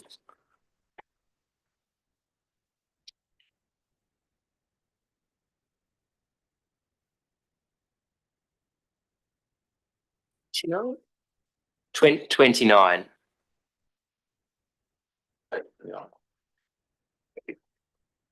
Councillor Lane, is that you comfortable with that amendment? Yes. Yes. I'll just Councillor Vergara, are you and Attorney Sleeman, would you like to adopt that into your motion? What row net gain from, what page is that on? Net gain from Oh, disposal of assets? From page 22. Right, yeah, you can add that before the and if you'd like to. So you're suggesting that there would be no sale of any remnant land? That the long-term financial plan doesn't account for it until we have made a resolution. At the moment, it accounts for it in future years, which presupposes we have made a determination to sell land. We have made a determination to sell land at Vernon Street, for example. Well, no, as Councillor Williams continuously reminds us, that was rescinded. Rescinded that. That's still alive. I'm happy to. We keep on having this discussion, but I believe the general manager has. Sorry. No, I haven't agreed that it's still alive, councillor Lane, it's still alive. It's still a live Coming motion back of to council to council. dispose. Yeah. We just didn't proceed with that option to sell at that point in time. That is still live. Councillor Williams and myself have had email exchanges on this and we disagree. Right. Your response, Mr. General Manager, was I agree. I could show it to you. I believe I said I agree that we've stopped the process and we're not doing any more. And I've clearly clarified that we're actually still in the process and we're bringing back. It's a councillor Williams, it is a motion of council to dispose of that land at this point. So if you'd like, it is, because we've resolved to dispose of that land. So if you'd like to put a rescission motion in, you'd be welcome. Be that as it may, I believe that the clarifications that the general manager has given me in relation to the two amounts in the budget don't relate to Vernon Street. Councillor, can I just, Councillor Vergara and Attorney Sleeman, are you comfortable adding that to the motion, or are we going to go into I'm not going to be debate? supporting this motion anyway. If we don't have the exclusion out, I won't be supporting it. Okay, I heard. I'm hearing no. Well, if the seconder is not doing it, then you. Yes, okay. Doesn't So, matter what I think. is the amendment seconded? Councillor Williams, Councillor Lane, would you like to speak to the amendment?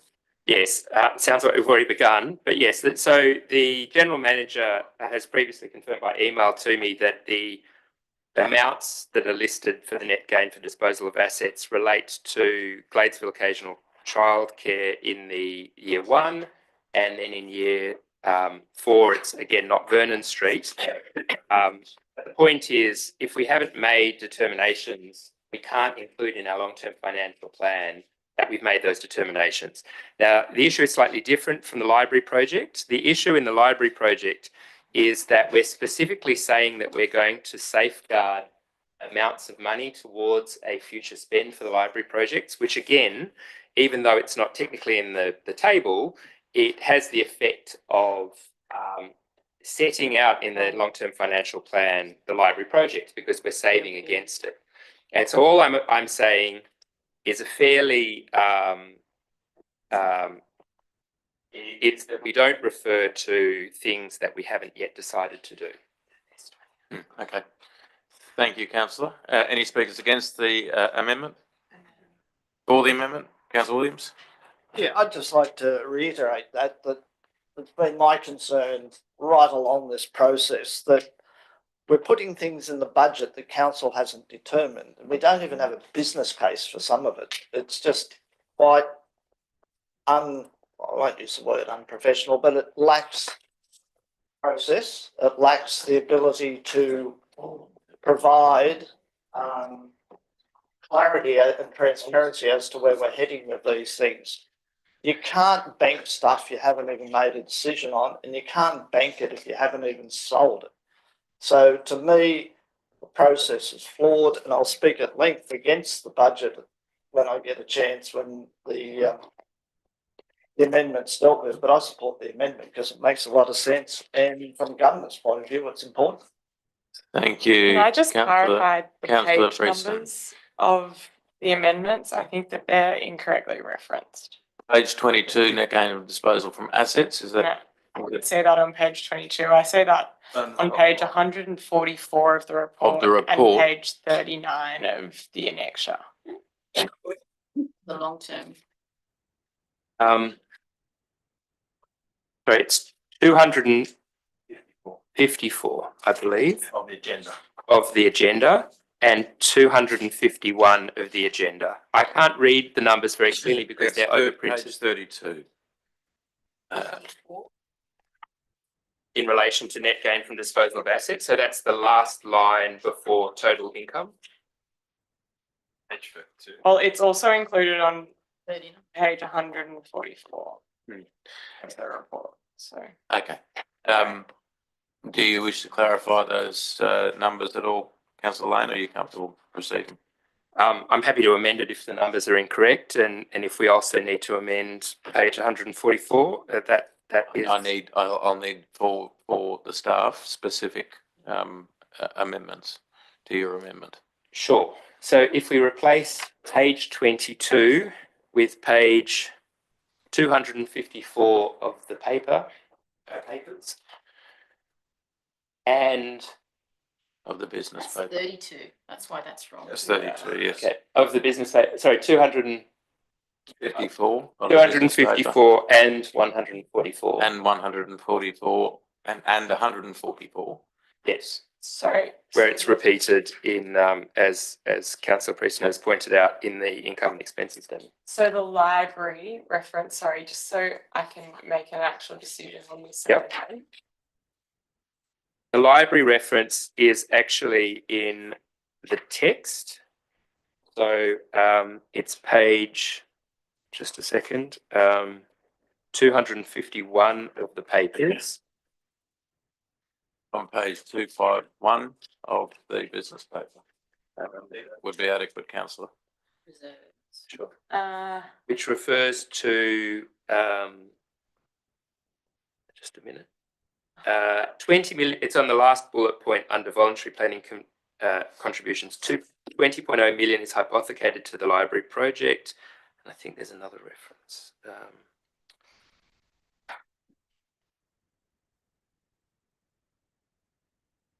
The voluntary planning agreement, this plan anticipates a receipt of 24 point. Thank you, councillors. Let's just get, is that all the clarifications on your amendment, councillor?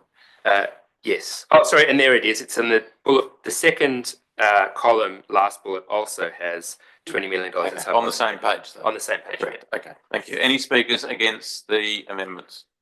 I just have a question. Question, councillor Through Preston. you, Mr. Mayor, Councillor Lane. Sorry, I was spending a lot of time trying to find it.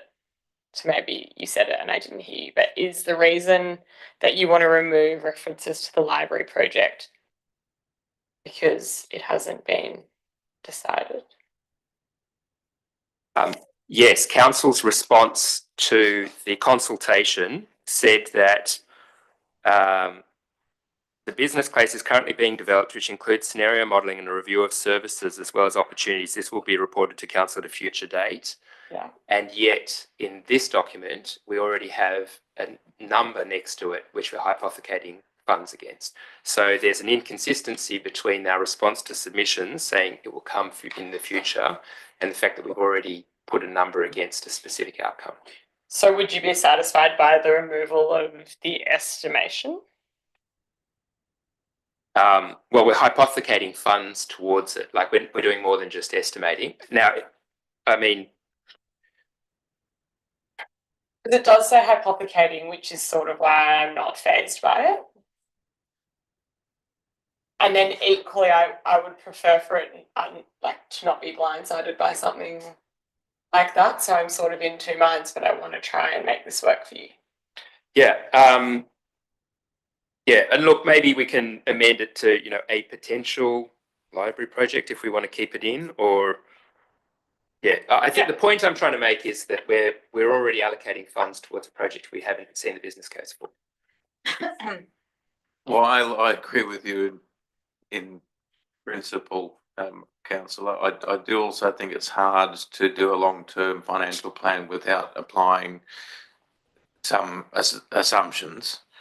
And I think that the staff have done a good job in making the assumption that we're undertaking not only the disposal of remnant lands, because that's a position that's really consistent, and that we will be undertaking to adopt a library project at some time in the future. So I without putting a projection next to it, I think that it would be a bit of a moot point, because you need, in a long-term financial plan where you're trying to track our financial capacity, you have to put some broad assumptions in there. I don't know if you'd like to clarify it all, Director, but we have to assume something if we assume that there is going to be library service. So I'll just ask for the Director to clarify first.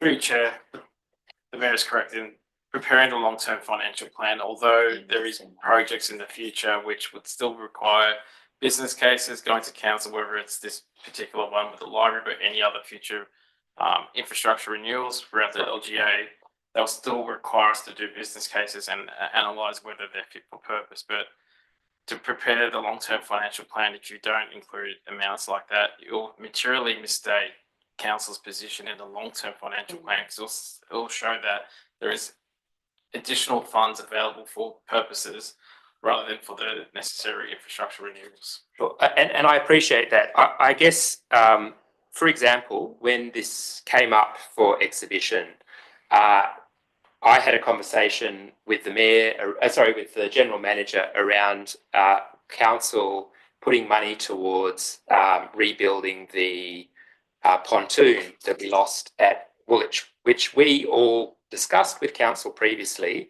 but wasn't in our annual plan. And so I was thinking the long-term financial plan would pick it up for next year, because that's something that we as a council have all clearly identified, and we know that those kinds of things are $1 million, affairs. And the information I was given, which I assume applies here, is that because we haven't made a specific resolution around the pontoon, it couldn't be included in future years. So I think there's a level of inconsistency here, that we're not doing a pontoon worth a couple of million, but we are doing a library. We are including a very specific amount. It's not 11 million, it's 11 million and change. Like we've been quite precise in terms of some of these future sales and our expectations. Again, but we haven't had a paper to inform that. Usually you'd have a budget workshop, wouldn't that be nice? But usually you would have a bit more information where council would say, yes, we're happy to assume that this is our intention to sell land in the future, and therefore that's where the $1 million or whatever it comes from. So all I'm saying is, because we don't have, in this particular case, we don't have a business plan for the business case for the library, because the sale of lands remains a very contentious issue, let alone sale of lands in next council term, which is, effectively 4 years out.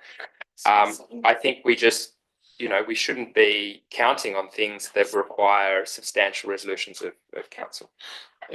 Councillor Bruce, next question. Could I suggest something for you, Mr. Mayor, to Councillor Lane? Yes. I hear you, and it's a bit of a grey area, obviously, because to the director's point, you need to have a little bit of an idea of what it's going to cost in order to account for it in the long-term financial plan. Given that it is a financial plan, it's not just a master plan. Equally, I don't want to over or understate it. So it's a bit of a pickle. I would support it if the library part is removed altogether, because my view is that the words on the page make it pretty clear that it's hypothetical. Whether the 40 mil is accurate or not, at the end of the day, we've resolved as a council to investigate the cost of it.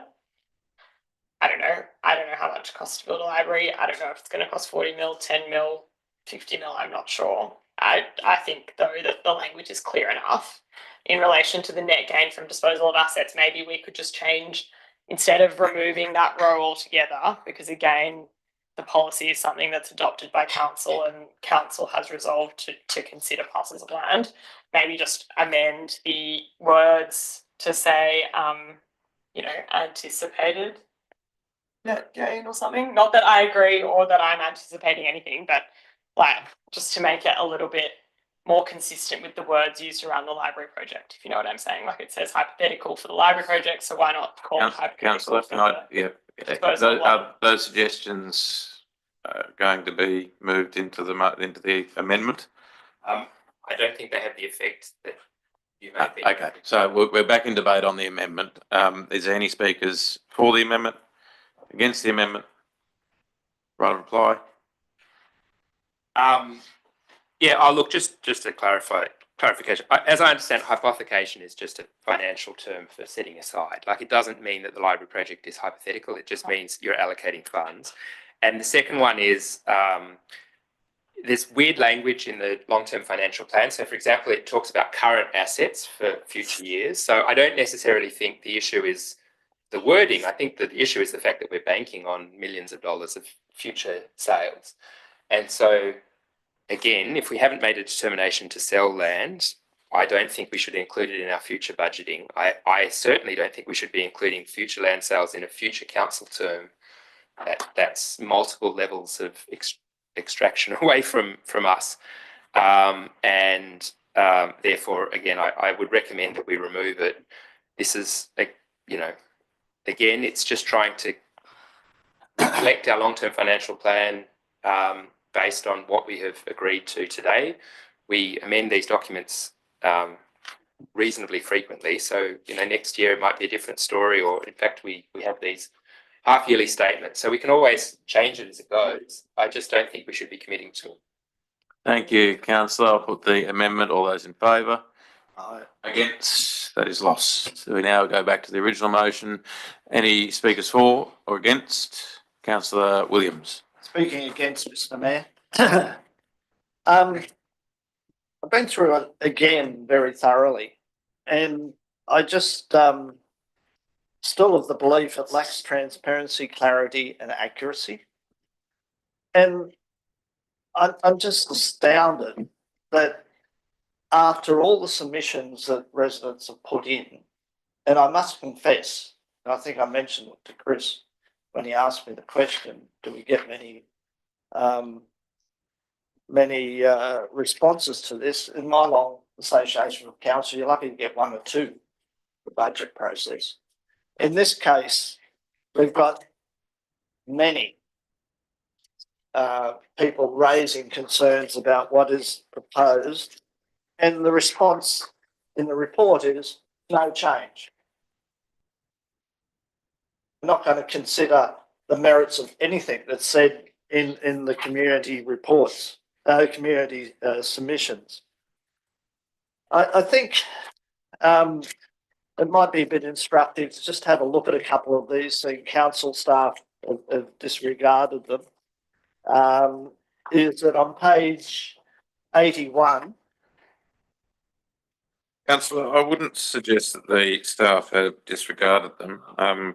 They would have considered them in the context of the budget and proceeded if they were dealt with, which has been dealt with in the report. Noting, of course, that a lot of these submissions are from advocacy groups as well. Well, they're not advocacy groups. A lot of these people, like the Huntersville Trust and SOS. But there's many more submissions in this than what those. I'd sort of. A lot of them are pro forma.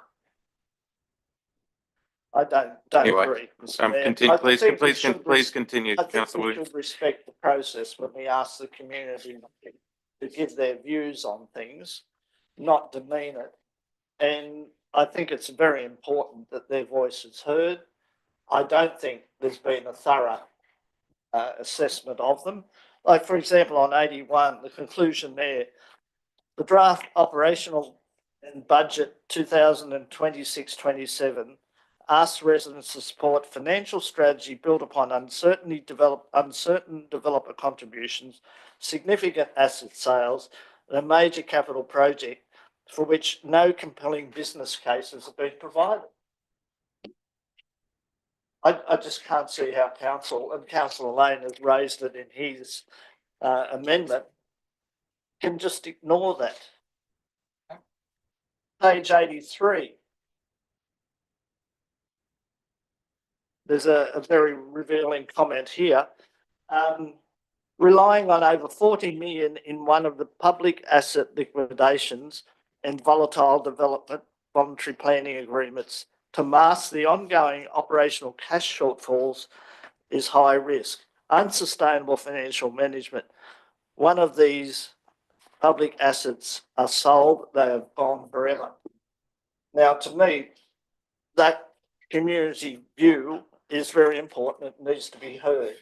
And it should have been addressed in the council business paper rather than just being dismissed as there's no change as a result of that, or a couple of paragraphs moving away from it. Then there's page 84. Over reliance on asset sales. The long-term financial plan structurally projects operating deficits for almost the entire next decade. And I think that's important. But not through all this process of selling everything off, of building libraries and whatever as a way of growing our income, we're still running 10 years down the track deficits. I don't think that's where there's no accuracy in what we're doing. If we're going to do these things, we should, at the end of the day, get a positive outcome. But we're not. I could go on. I've identified a whole lot of quotes here that I think deserve more thorough consideration by council in responding to their concerns, because I agree with a lot of it here, that there is not a great deal of transparency, clarity and accuracy. And I think that point that was raised about long-term financial plan doesn't even make sense. We talk about hypothesising $40 million for a library, which in reality is probably going to cost 60 million by the time the project gets up and running and developed. But we only have in the budget sales of 11 million. Where's the balancing of that? If you're going to include it, you've got to be able to say where in that long-term financial plan you're going to acquire the money that you're hoping to get, or that you need to get to build a library. It just doesn't make sense that you're saying we're going to sell $41.5 million worth of assets, but we only put in the long-term financial plan $11 million. Doesn't make sense to me. I think it is basically flawed. I raised previous council meetings, through the staff, I gave them 150 issues which I thought needed to be considered in the budget process. I acknowledge some of them have been addressed, but most of them haven't. And a lot of them are detailed more concisely with a lot more clarity within the submissions from the community. We have this situation in here where we're going to spend money on detailed design for a library that we haven't even agreed to move forward with. There's no business case. So how are we going to spend a couple of $100,000 on detailed design? It's not just conceptual stuff. We're talking about detailed design on a building which I've got no concept of what we're doing. I haven't seen a business case for the benefit of it for the community. So to me, that is a symptom of the problem. We're putting money against things that we don't even have confirmation that we're going forward with. Whereas on the other hand, you've got something like the Priory that's sitting there, totally ignored by council. I know the General Manager said he's going to get a report, Mr. James, who's been outstanding in his community activity down there. But to me, to not have anything in this budget for such a crucial thing like that, it's an important, not only local asset, but it's a state-listed building. And we're putting money into things like a planning proposal, into how we might sell off all our remnant land, putting money into things like the Henley Cottage roof. I can recall back in the 80s when the roof had fallen in and council paid a lot of money to fully restore that building. We were committed to it because it was an important community asset. Something like the Priory, which is equally important in our community and has been demonstrated over years by community contributing funds through fundraising, is just ignored.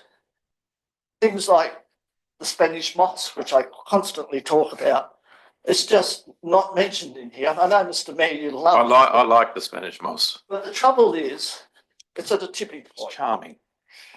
Well, do you want everything in Hunters Hill to be shrouded in it? And actually it kills the trees eventually. So we're at a point now where if we spend a bit of money, we could actually address the issue and nip it in the bud. But every day and every week, it's creeping into more and more trees.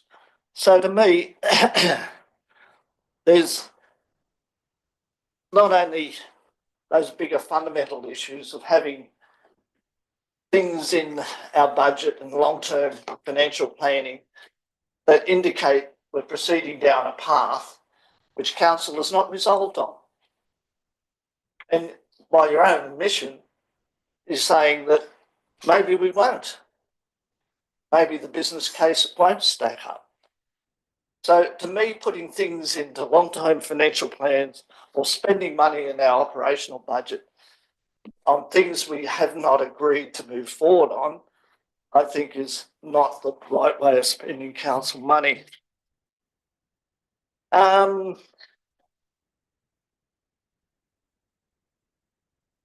was I? 8.1, we're up here. Somehow I've turned back to there. So therefore, as I've said before, I don't support the long-term financial plan. I think 1, 3 and 4 are probably okay. I would like 5 in there.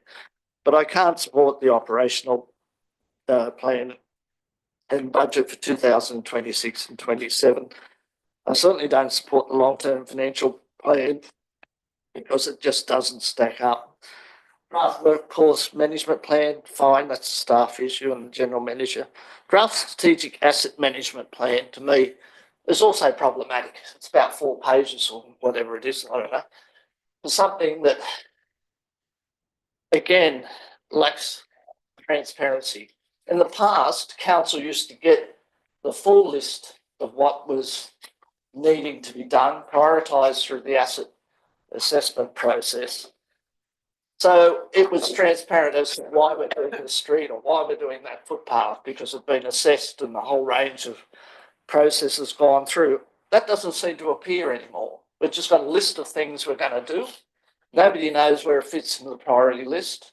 Nobody knows why it's on the list. There's not much clarity in that document. There's not transparency into the decision making behind it. So to me, I think all those things require council to go back and rethink. I understand that we have to have something on the table by the close of this month, so council can function. I think the rates and charges are quite okay and they're important for council moving forward, but some of these other documents, to me, require further work and to be based in reality and to be based in a context that respects many submissions that we've got in relation to these matters. So I can't support the motion as it now stands. Thank you, councillor Williams. Councillor Prieston, question? Yeah. Or speaking to the motion? I'm not sure yet. I have a question first. Through you, Mr. Mayor, to the GM, I think.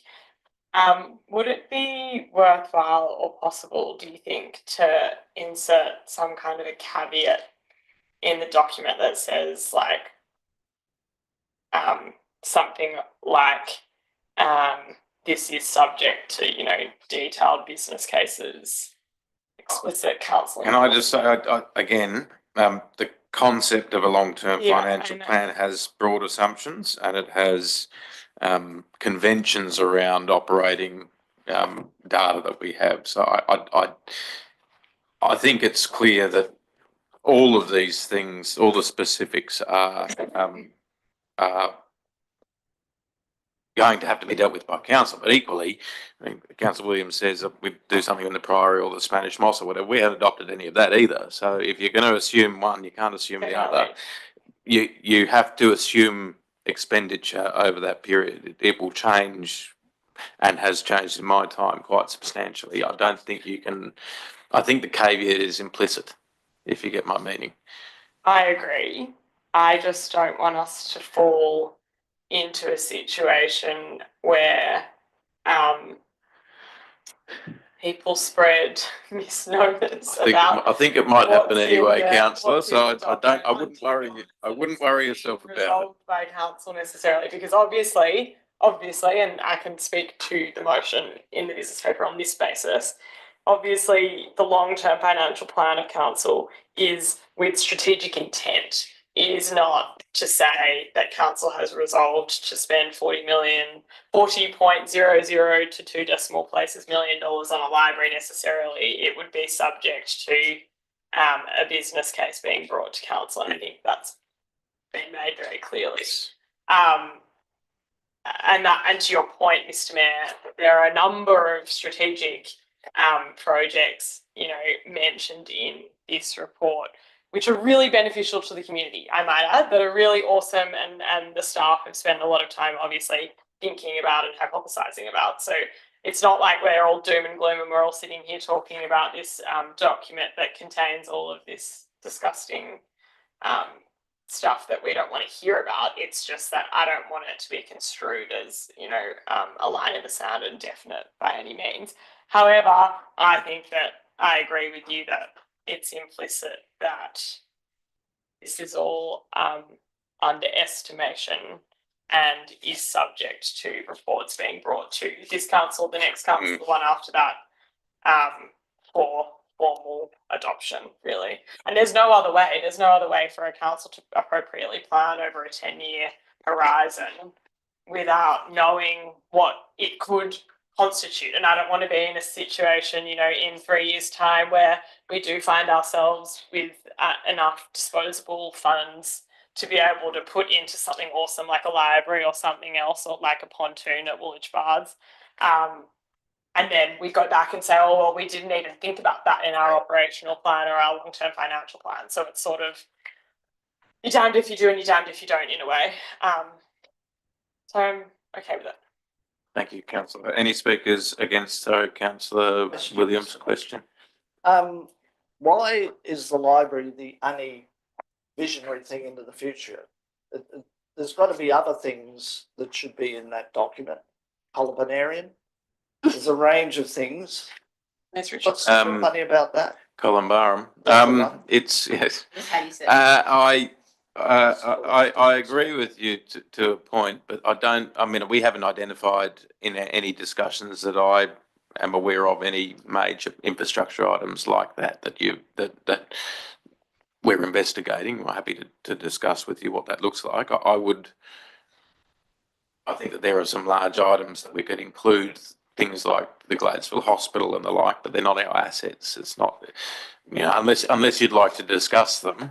The one that we know that we need, the one that we have discussed quite fully, is the library concept.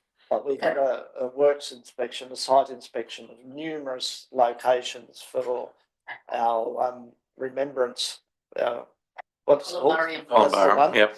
And several of the councillors here attended that. So, and it was a serious proposition, and there's resolutions of council as moved by then Councillor Quinn to move down the path. The point I'm making, Mr. Mayor, is that we've focused on one item, the library.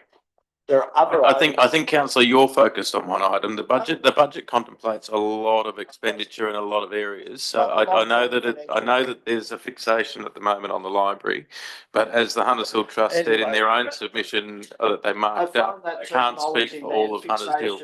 Rather disrespectful. I think that there is broad consensus that we're going to be looking at the library project, and the General Manager has been tasked with coming up with the detailed analysis of needs analysis and a feasibility and some modelling on it. So that's the large piece of expenditure that you're referring to, unless there's some other major projects that you can identify as the Columbarium. That's right.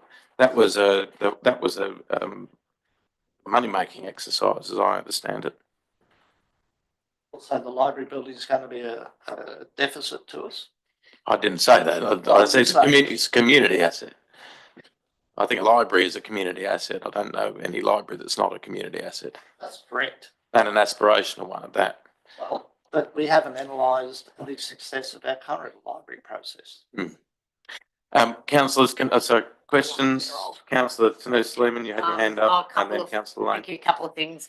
I am actually in agreement with Councillor Williams too.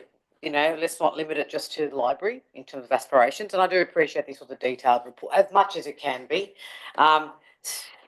7 famous words: failure. Failing to plan is planning to fail. So I agree that we need a plan, and we need to make sure we accommodate and make provisions.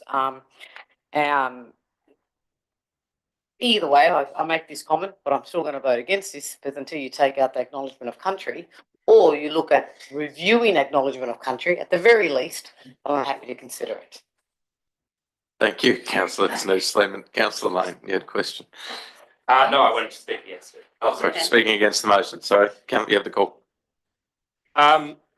Look, I think that the issue that Councillor Williams is highlighting that I share is this question around not listening to the community. And what I mean by that is at the very beginning of the council term, we had received the sentiment survey that we commission every council term. And the number one thing that was highlighted was footpaths. And again, in questions, you know, when we were seeing the drafts, there was very little in here around footpaths, and certainly nothing beyond sort of repairs. There's nothing towards, I believe it was Councillor Prieston's motion to do a survey of missing footpaths or the lighting audit, my suggestion to the tree officer, our common suggestion of the pontoon. Like, there's a whole lot of things that were proposed, and I agree with Councillor Tanner Sleeman that we in this document are fixating on not just the library, but a specific kind of library with a specific, you know, figure against it. And then there's the second part, which is, okay, be that as it may, we then went out to the community and, you know, with a little bit of explanation, we just said, okay, this is what it is. What do you think? And we heard quite a bit from the community. And where I struggle is that yet again, and this is, you know, one of many, many times that this has happened since I've joined council, the document that's come back to us has not changed at all from the document that went out. And I can't actually think of an example of a document that has been sent out to the community and then amended by the staff before it's come back to us. I mean, the last amendment that was made to a document was made by 2 councillors who removed the 2 of the 6 recommended EV charging stations. We don't often see, in fact, we definitely don't see for these documents, a considered view of what people are saying. We see these sort of responses to dismiss the community. And I guess, and I don't accuse the General Manager of this at all, but it does worry me that it was said is, it was unkind, I think, although perhaps necessary, to include the markup that Hunters Hill Trust accidentally, I'm assuming accidentally attached. It was even more unkind, I think, to then choose to read out Hunters Hill Trust's and SOS's submissions. And I'm sure you didn't mean this in the way that it could be interpreted, that I had drafted both of them because you asked me whether or not, having seen it between two advocacy groups, therefore I must have been involved. And, that whole, Jewish pie finger thing, I'm sure you didn't mean that anti-Semitic trope. But the thing is, we're hearing community groups, not advocacy groups, community groups writing submissions because they've been, in the case of Hunters Hill Trust, they've been here for donkey's years. And they're really concerned about the direction that the council has been taking. They don't want it to fail. They don't want it to go into receivership. They want to see it have enough money to spend on the heritage assets that we have.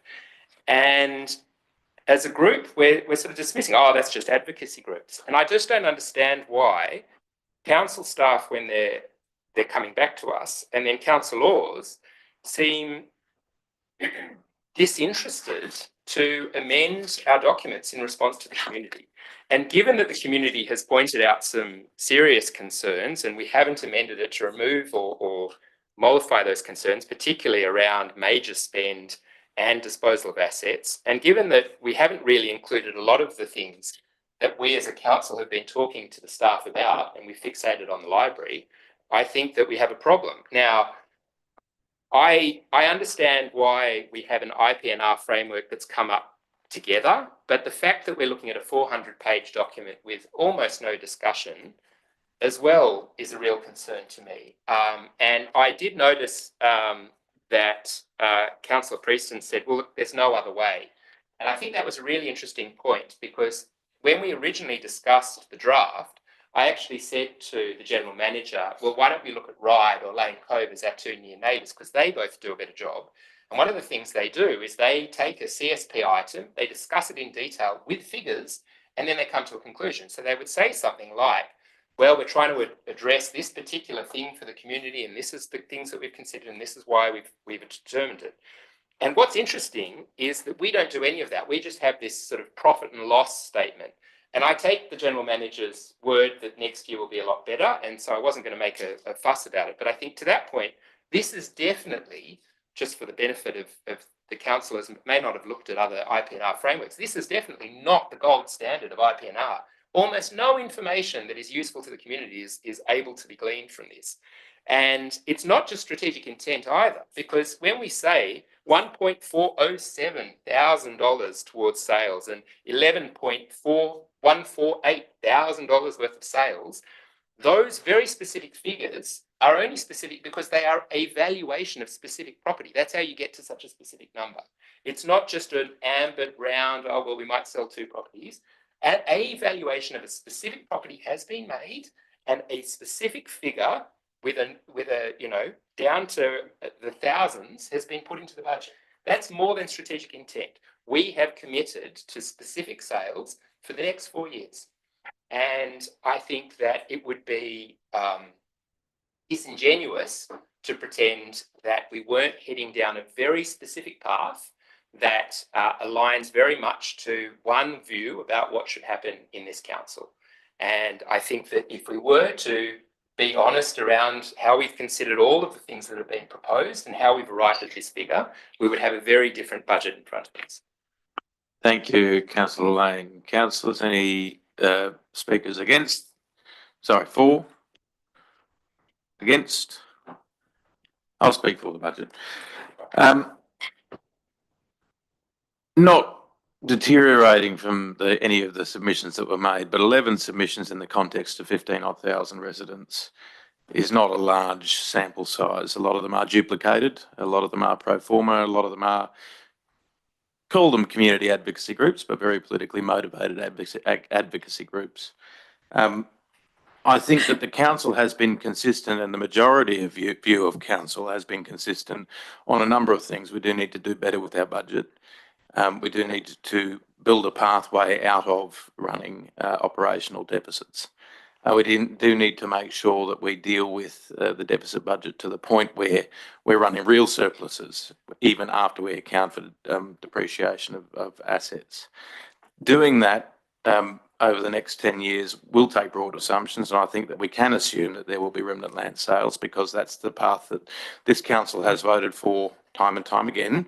And we have also charged the staff and the General Manager with dealing with issues of social infrastructure like the library. I think that having a commercial mind in a council that's running deficit budgets is not only appropriate, it is the only way that we will steadfastly ensure that this council delivers for the community that we represent long into the future. I don't share the view that the documentation is deficient at all. I thank the staff for the preparation of the documentation. And I know that they would have considered all of the submissions, all 11 of them, and would have given them due thought and consideration. They obviously took the view, and I think that I share that view, having read the reports, that they didn't materially need to change what is in the IPNR framework. So I thank you all for the work that you put into this documentation, and I look forward to not only moving forward with some of these important community projects, but also making sure that we are a fit for purpose and community-facing council long into the future. Councillors, any further discussion for or against? Otherwise, right at reply, Councillor Vergara. Thank you. Council should absolutely listen to all views, but decisions must be made in the interests of the entire municipality. And council's role is to exercise judgment, not just count submissions and weigh them up. That is particularly pertinent in this case where the submission itself says it's ignoring legitimate feedback from residents. It's being highly selective, not taking on board the feedback, and it's not making a case that the budget supports. So there is a case to be made, but the submissions don't want to make it, don't want to acknowledge the good parts of it. So where you get submissions like that, then I think it's what you've said is relevant. We have to make a judgment call on the weight given to a number of these submissions. The budget simply and conventionally, in terms of a 10-year long-term financial plan, recognises that council may consider asset rationalisation opportunities in the outer years and in the future years and in the future going forward. And let me say, well, it should. Asset repurposing isn't about selling assets to fund day-to-day expenses. It's about ensuring that finite assets are employed in ways that deliver the greatest community benefit. The submissions, this plan and budget are not a vote to sell land, build a library or reduce community services. On the contrary, it is a vote to maintain and improve roads, footpaths, parks, drainage, playgrounds, community facilities and local infrastructure for the years ahead. The submissions largely relate to future decisions that would require separate council approval and further community consultation. The plan before us is transparent about council's financial challenges, identifies proposals to manage these challenges, and provides the resources needed to continue delivering services from 1 July. For those reasons, I support the recommendation and the adoption of the operational plan, budget and associated IPNR documents. Thank you, Councillor. I will now put the motion. All those in favour? Against? That is carried on my casting vote. Councillors, can I just check any, yes. I'll use my casting vote. Councillors, can I just check out of the items that we still have coming up, any burning desire to talk to any of them? Yes, Councillor? Item 8.13. 8.13. Yeah, Councillor Williams? Oh, 8.3, but I'm just about everyone I want to have a chat with you about. So 8.4 is fine. 8.5, I've got a question. 8.6. Yeah.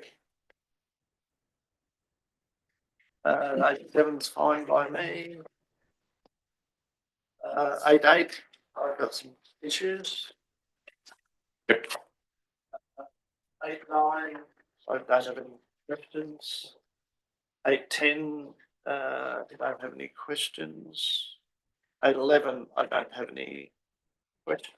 Let's do it old school, councillors. Move to 8.3 draft Pikes Point Reserve and Morts Reserve Plan of Management. Move, Councillor Vergara, seconded. The Mayor. Councillor Vergara, wish to speak to the motion? I'd like to thank the council staff, particularly Annie Goodman, for all the work that went into this. There was a community advisory group, that's the word, the CAG, and I don't know, the director, Mr. Ellis. Sally put in a lot of effort, lots of community consultation. We did a lot of work to get this to a point, and working with Sydney Harbour Foreshore Trust, which was not easy. So it's gotten to a place where it's good for consultation. It's probably not as good as it could be, but hopefully we get some more community feedback now that there's a framework and a structure and a bit of a vision. People can now see it, smell it, taste it, and we'll probably get some more development on it. So I commend the council officers and the work done. Yes, the boat park.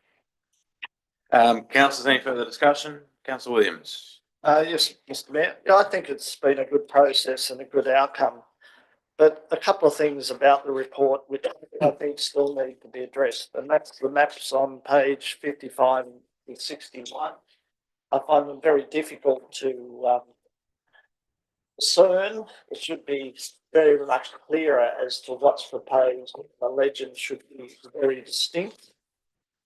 I also think that they're in the prohibition location on page 45, that this issue, one of the things that should be prohibited is use of firearms for whatever purpose. I think the issue of having play shooting in a public place is not appropriate, and I would suggest an amendment that we include firearms as a prohibited activity on that site, whether they're pretend clay shooting things or whether they're real firearms. I think in this current society we don't need that sort of process. So they're the two issues that I have in relation to it. Thank you, Councillor Williams. Councillor Vergara. There's an amendment to this motion. You may. Which is a point 3, which Yes. is something we discussed, and it's that council right to the Harbour Trust. Yep. And Sydney Harbour Federation Trust. Sorry. Be pedantic. to engage in discussions to license, Lease, I would imagine, but Lease. like what is it? the area outside of opposite Ironwood, that grassy area there. That's not ours. The grassy knoll. Yeah, outside Cuccinetta, yeah. Yeah. To lease the area adjacent to Cuccinetta. If you can spell that. Yeah. Cuccinetta. Yeah. Shortcut, but I'll take that. That's it. Yes. Seconders happy. Who's the seconder? That's you. Oh, yeah. Yes. Okay. License is better. License is better. Is license happy? Councillor Williams. Question. Yes, in relation to that last change 3, it says engage in discussions to license the adjacent area to Cuccinetta. What is intended there? What area? To whom and why? It's a very popular spot for residents and people from all over Sydney. Council, I think. Yes, so council licenses it to then take care of it, make sure the facilities are there and make it beautiful. At the moment, nothing happens there. You've got that cyclone fence. So my intention is for council to take control and include it in its plan management so that it becomes a beautiful community asset. Yeah. Clarified as council. Yeah, I think that we've heard that, but also, I mean, Wrightington's not a problem. I think that that's going to need working through, and the intention, councillors, was at the beginning to do the plan and management process in conjunction with the process that the Harbour Trust was going to run for their lands. Unfortunately, we have not been able to coordinate them in the way that we can approve both of those at the same time, and that the trust can do the same time. I know that we have coordinated with them, but I don't know if has their plan gone out. They are both going out on exhibition at the same time. Oh, okay. We're doing joint communications. We're doing joint good. community participation down at the markets and also on a Wednesday night up here. Well, we had FOGO at the markets last month, so we can have this month. Okay, cool, good. Sorry, councillor Williams. I'd like to formalise an amendment 4, which is that in the prohibited use of the area. 4. Sorry, so we'll put item 4. No, we've got 3. There's Yep. an additional thing. Yep. The council include in the prohibited uses of the location that the use of firearms be not allowed.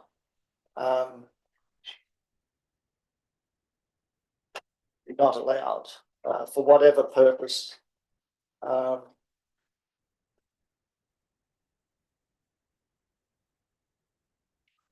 allowed for any purpose. For whatever. Is that seconded? Yes, it did. Seconded, councillor Lane. Do you wish to speak to the motion, councillor Williams? The Yeah. amendment, sorry. Yes, just that I think in this modern society, in an area that is so extensively used by a broad range of our community, that we allow firearms to be present on the site, whether it's for digital clay shooting or whether it's for whatever purpose, I think is not in the community interest. And I was surprised to see it not included as a prohibited activity in a public area. If they want to use guns, there's plenty of private locations people can go to. But I think when you've got kids and dogs and people milling around an area, to have an area cordoned off where people are using real firearms, but for shooting with digital things, it just gives the wrong impression to our community. So I think that is not a fit use for the site. Thank you. Councillor. Any speakers against the amendment? For the amendment? Sorry, councillor. Ask a question. Do the clay shooters currently lease the area? They do off Harbour Trust, I would imagine. Off. No, No. through council, Through council. they have ad hoc bookings for a certain space down there. Okay. Right. They pay for it. So they pay. So they pay to do it, yeah. Councillor Lane, were you going to speak for the amendment? Yes, only to say that I was under the impression that the last time that particular issue came up in not in council but in discussions with the councillors, we did express a concern around the fact that there was the clay shooting going on, and particularly after the Bondi attack, whether or not people seeing real guns in a public space was appropriate, particularly in such a highly used and visible location such as the Point. And so I thought that we had already determined that we weren't going to allow the clay shooters to return there. And if we haven't determined that, then I even more strongly support the amendment because I think that that's a real concern, and it's really about, in my view, the fact that people can tell whether or not there is a danger or not a danger. And I think in this day and age, people shooting real guns, okay, they might be shooting clay targets, but for someone that's standing down there and they hear the crack of a firearm and they see a gun, I don't think they'll necessarily be looking out for the sign that might have been put up to say nothing to worry about here. So we should just take a bit of a precautionary approach to this and invite them to use more remote land if they're going to continue on council land. And just to clarify that, they're not live rounds, they're just laser rounds. They're not firing guns down there. Councillors, any further discussion on this amendment? Councillor Williams, sorry, Councillor Williams, question? Yes, question. Yes. I was just wondering why, if somebody could advise me as to why, after the visit and whatever we did of Clark's Point Reserve for the Columbarium or whatever. Columbarium, yeah. That's the one. That it's not even considered in this document. Councillor Williams, that might not be the subject of this amendment. I would suggest that you might address that in the. It's a question. It's a question for the original motion. Okay.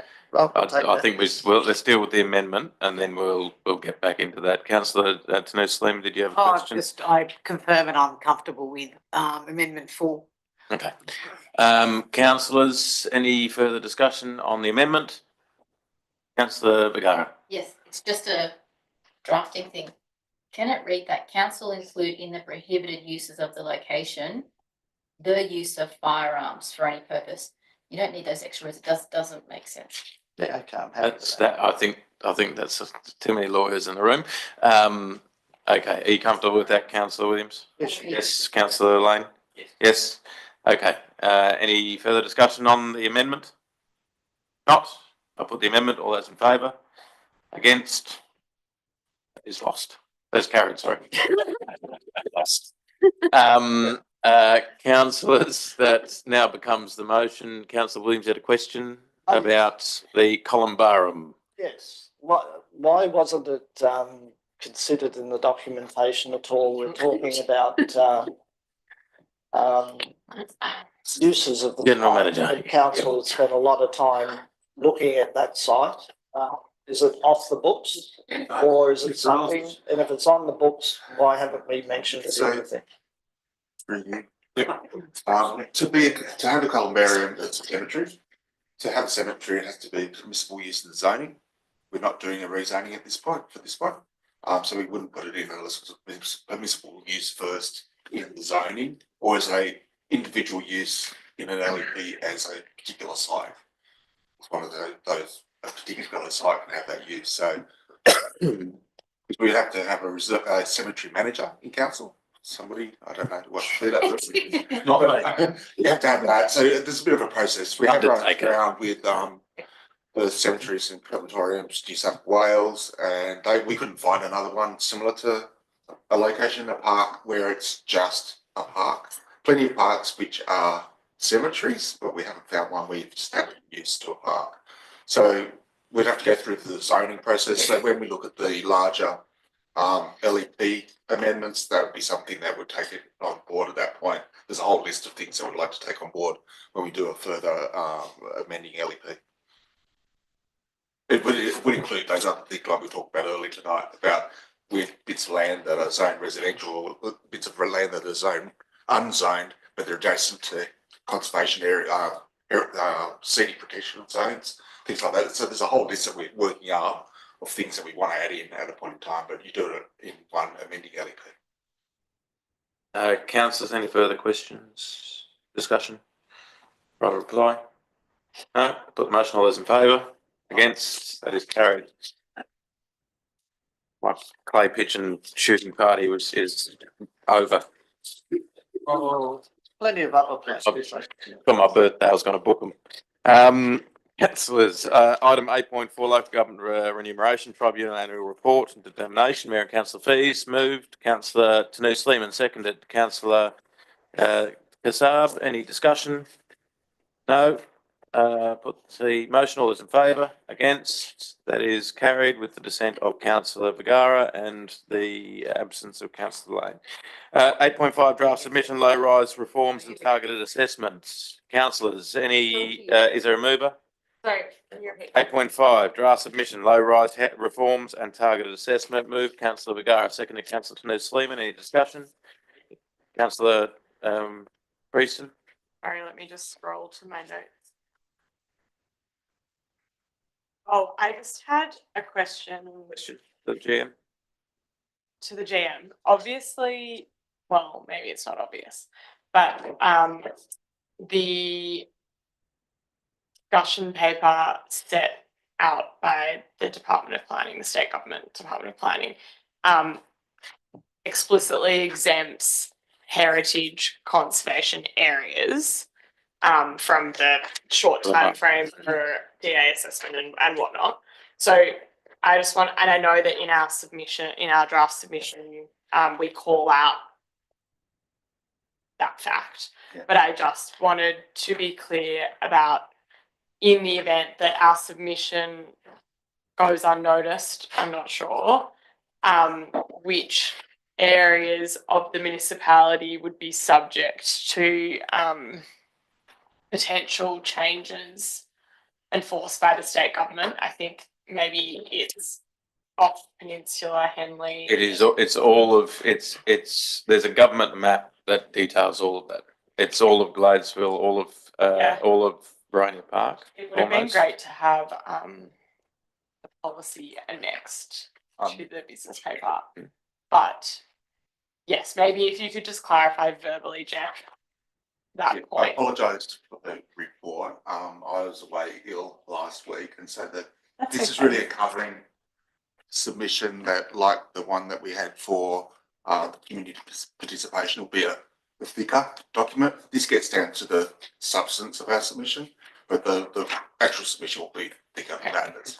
I just, it sort of felt I was away, so it didn't all come together. Fair enough. And it does go back in Yeah. that's where it applies and so on. Yeah, because to be clear, Circulate that. And I'll Yeah. circulate once it's been checked, I'll finish that tomorrow. Yeah. I'll have it circulated. I'll send you the map.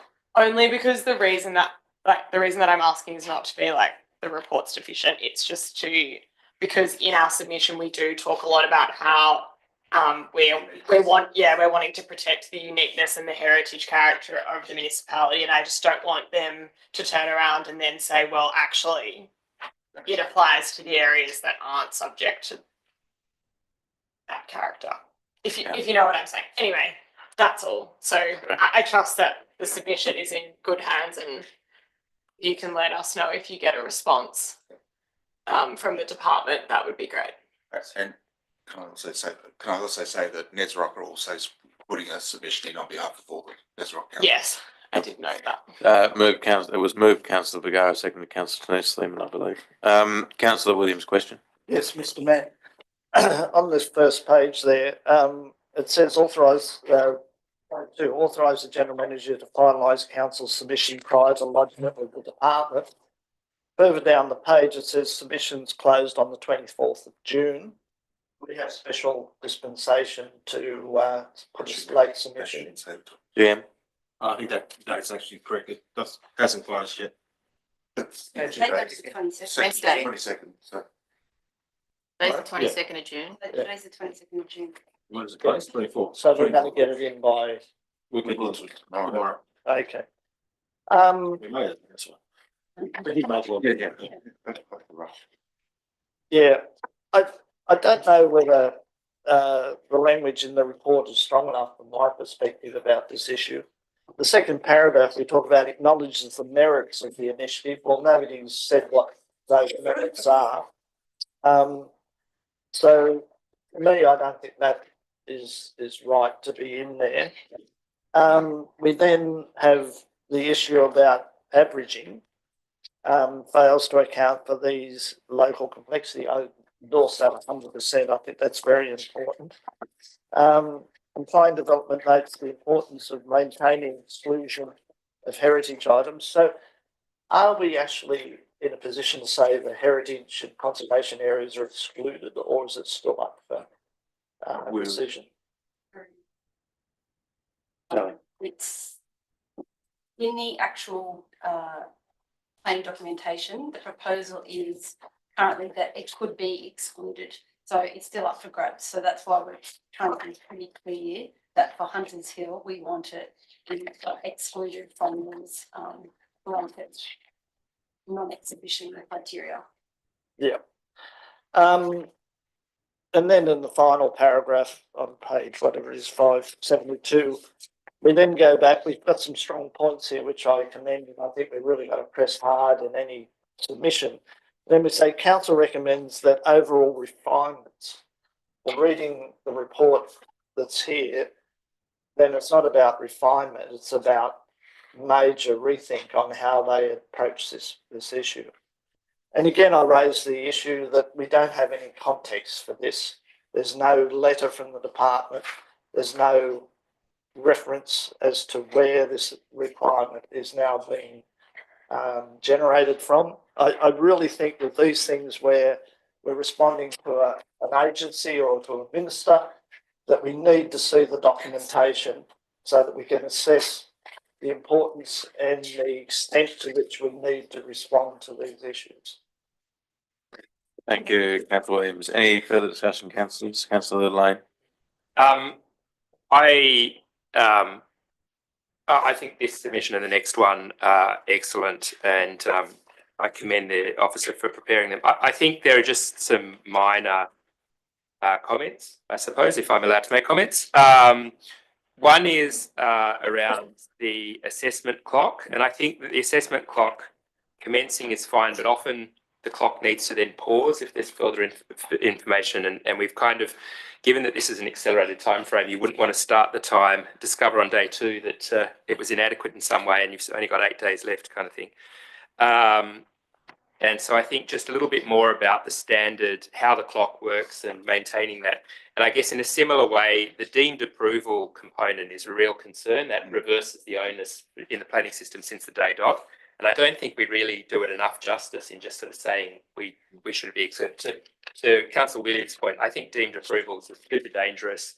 I can see lots of people lodging the day before Christmas in the hope that the 10 days elapse before anyone comes back to their desk. And I think that needs to be really made clear that there's an arbitrage risk. And I can't remember if it was this paper or the next, but is this the one that also gets rid of notification?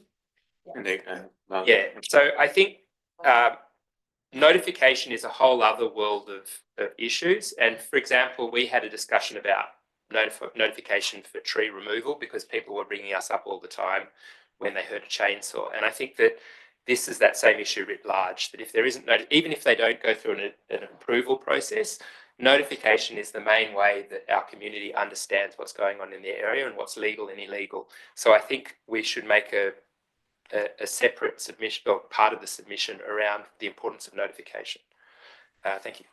Thank you, Councillor Lane. Any further discussion, councillors? Councillor Williams. Another question, if I may. On page 569, where council has its assessment or risk assessment in relation to things, we've got a response in terms of environmental impact assessment, social impact assessment, but we talk in the document that there is going to be a requirement on staff, which to me does have a financial impact because it's going to be diverting staff, and quite often the government is just buck passing or cost shifting is the term that should be used, to council without any remuneration. So is there a factor here as a result of government heading down this path that we're going to have a cost impact to both time Significant. and yes, well, Yeah. we should reflect that. Unfortunately, Councillor Williams, this is about the submission, not the reforms. The submission has no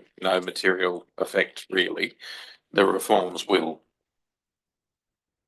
Well, that's my point. Is that should Yeah, I know, but reflect that's not. This is not the report to contemplate the cost of the reforms. This is a motion to submit the draft submission. fair enough. Councillors, any further discussion? Provided by Councillor Vergara? No. I'll put the motion. All those in favour? Against? That is carried. Item 8.6, draft submission, explanation of intended effect, variations and changes to complying development. Very similar issue. Councillor moved, Councillor Prieston, seconded Councillor Vergara. Any discussion? Councillor Williams? The same question, Mr. Mayor, on page 574. Financial impact assessment, environmental impact assessment, and social impact assessment are just blank. Again, it's about the motion is about the submission, not about the effect of the reforms themselves. There will be a material effect if those reforms are passed in their current format. Why shouldn't we know about it? Because that's not the subject of this motion. The motion is for a submit. There's a consequence, and I agree with you. I'm in furious agreement with you, but this is not the report in which that is contemplated. Councillors, any further discussion on this item? If not, the motion, all those in favour, against, I'll do that again, all those in favour, against, that is carried unanimously.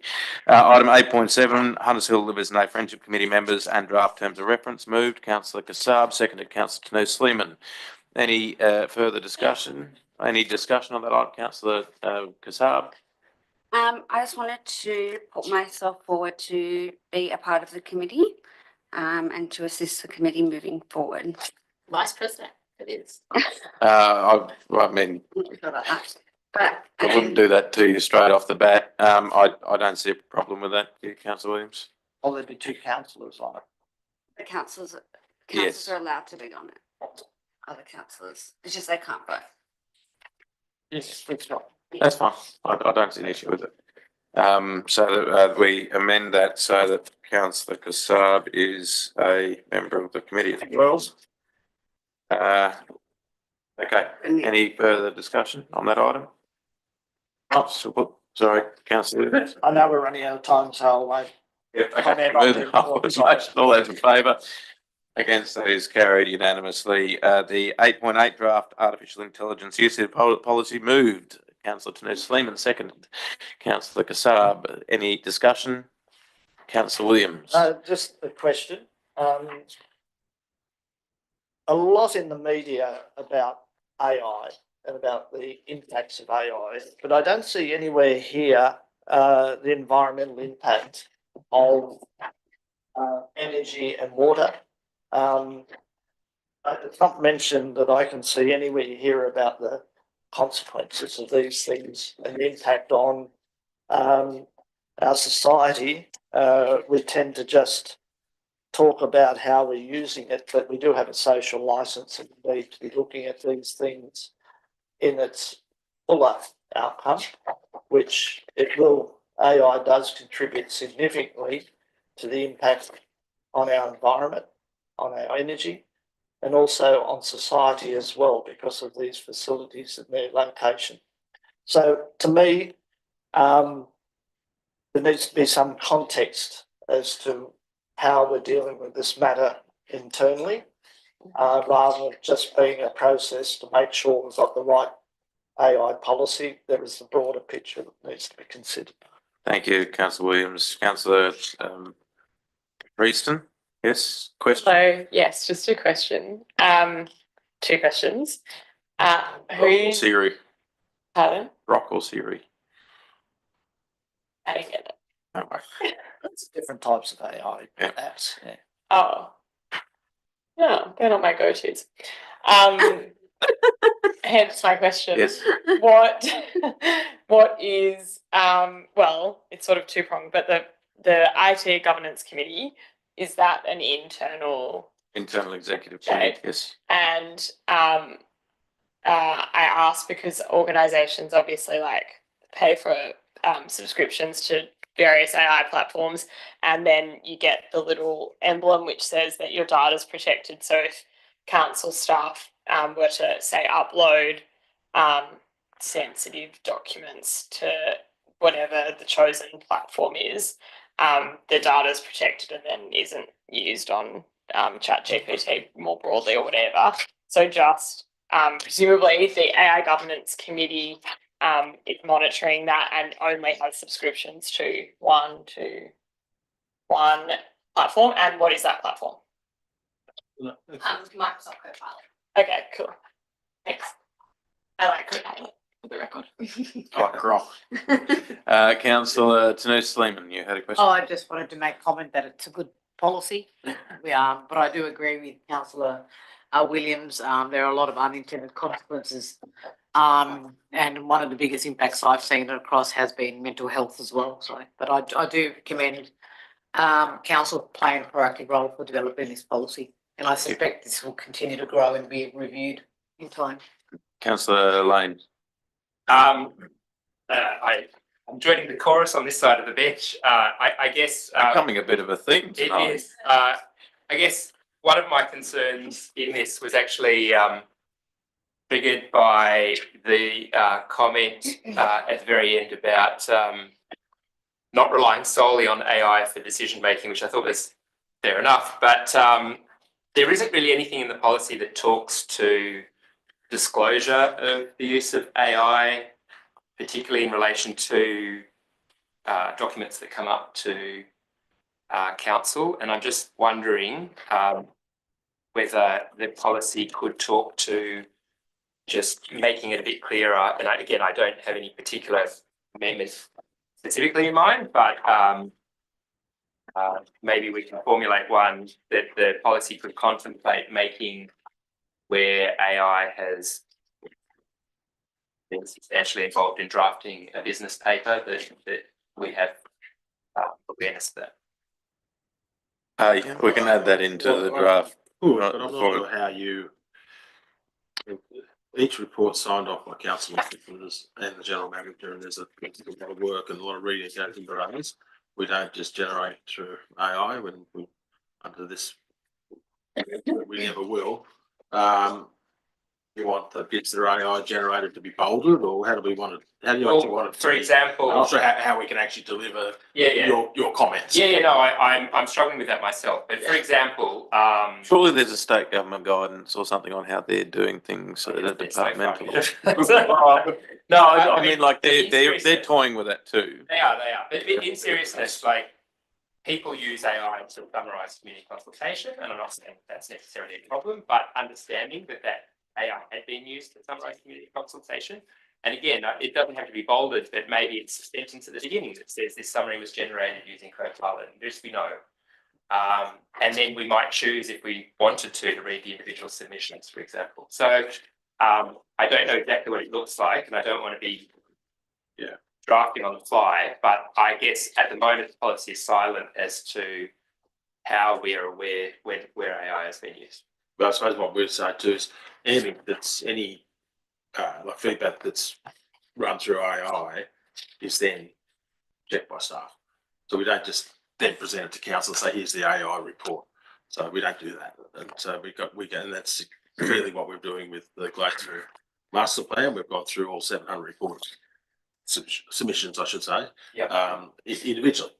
We may have done a very high level summation, but then we have to go back and actually check every single one of them and make sure that we're actually interpreting the way that they've actually been stated, so we get it right. So I hear what you're saying. I suppose maybe that's the statement in the report that says there was a high level thing generated. However, council has gone in and done X, Y, Z to validate that summary.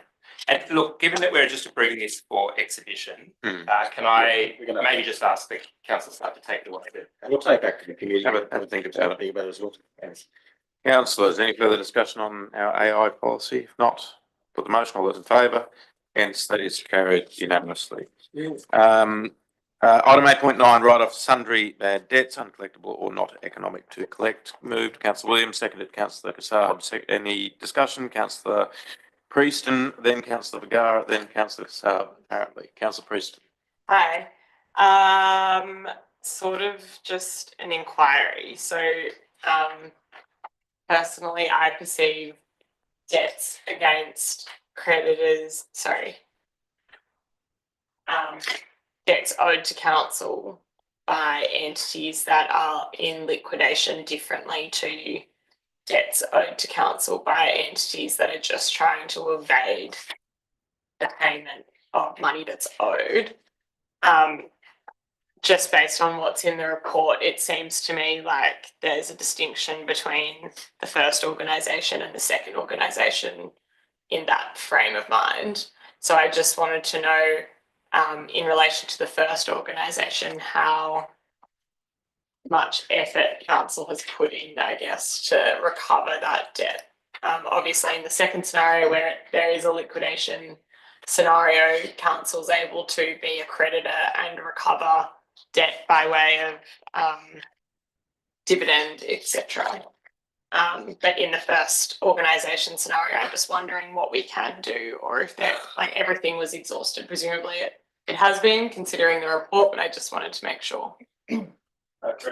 Welcome, Community Services. Through the chair, we in our first instance will when debts owed to us, we'll send statements to the organisations to say that we owe. Then we'll go through calling them directly. In this instance, with this organisation, they've actually ceased. We have tried contacting the numbers that were available, and then they're not responding to emails or phone calls. So in this instance, and plus the 6-year statute, where it is beyond 6 years, we don't really have a strong legal ground to recover debts that are from 6 years and longer. That's why we've made an effort to all other debts that are within that period to be more proactive. But in this instance, it's just because the organisation's been closed permanently according to their website, and no responses, that we haven't been able to recover these debts. Councillors, any further questions? Yeah. Councillor Vergara. For the HADCAS one, so I heard you say the general process, was there no communication, no repayment or no attempt to negotiate the debt from when it was first incurred. None at all. 10 July 2019. Probably should start the answer for that one, which might be out there, but through Mr. Mayor, these debts are from a long time ago and for our time here, and yeah, we're basically cleaning up what we're finding as we find them. I don't know whether you've got any more detail than that, Chris, that you can add, but yeah, there would have hopefully been some debt recovery action at the time, but we're not quite certain, to be honest. Yeah, just echo the comments from the GM. So the last year we've been more proactive in looking for debtors and what is owed to council. And in this instance, we looked up and investigated this organisation emails and phone calls in the last year, and it was to deaf ears. Yeah, so I'm not talking about the process, but the 6 years doesn't run from the date the debt arose. It runs from, there are reset times. So if they made a payment, the 6 years runs from the payment. So my question is, was there no payment made? Was there no pay down of this debt at all from the time it was incurred? You know what I mean? Yeah, I understand. We'd have to go back up. Yeah, okay. And in terms of the second one, just FY that your 6 years, it resets. So if you can get a cent out of them at any point, you get another 6 years. And the second one, Councillor Prieston's right. You actually don't need, there's no debt because there was a liquidation and a dividend payment. The debt is extinguished at law, so you don't need authority to write it off. But under our county codes, we do it doesn't make sense. But it doesn't, like local government, we have to report anything that we're writing off.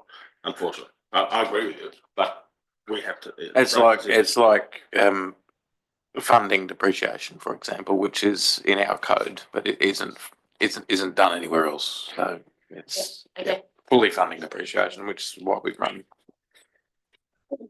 book deficits. Councillors, any further discussion on this item? No. Councillor Lane? I just wanted to say, I have nothing to say about the debts themselves, but thank you for including the percentage of sundry debts that it reflected. I think for financials, if we can have the percentages of totals in the future, that just makes it much easier for us to focus our efforts. So thanks. Thank you, councillors.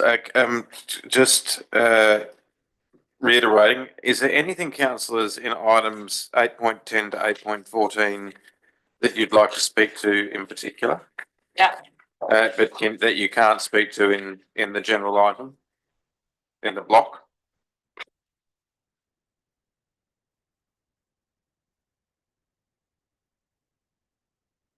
Have you got an amendment to make to the item you wish to speak to? Potentially, depending on the answer to my question in relation to that item. Okay.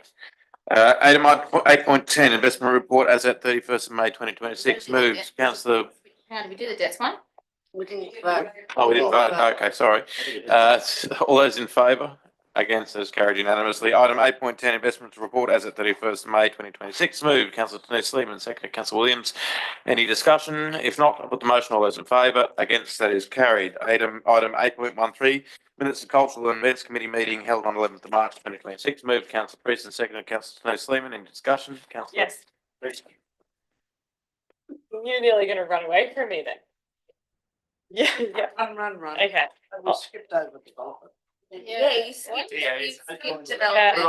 You skipped 11. I'll get back to it. 11 and 12. 11 and 12, yeah. Item. I'll go back to it. Sorry. Item 8.11, development applications determined under delegated authority, May 2026. Moved. Councillor Kassab, seconded Councillor Denise Sleeman. Noting Councillor Vergara made a declaration to this item. Any discussion? If not, I'll put the motion. All those in favour? Against? That is carried unanimously. Item 8.12, report on legal matters. Moved. Councillor Denise Sleeman, seconded Councillor Kassab. Any discussion? Yes. Councillor Vergara. So I just want to note, in case councillors didn't read the judgment for the 39 Alexandra Street, that they're not proceeding with the awning. We've agreed at section 34. And curiously, So you want to they posted a photo on their Instagram this week of the old building with the awning. It's not happening. Councillors, any further discussion? Councillor Williams? I thought we agreed to drop the marina off because it's been resolved. Where, There are reasons for it. is this, are we, reporting requirement? It just has the final sentence added in to say that it's all been resolved, that there's no appeal. And that wasn't the last one, so this will be the final. Sure, okay. Councillors, any further discussion on legal matters? If not, put the motion. All those in favour, against, that is carried unanimously. Now move to item 8.13, minutes of Cultural Events Committee held on 11th of March 2026. Move, Councillor Prieston, second Councillor Sleeman. Councillor Prieston.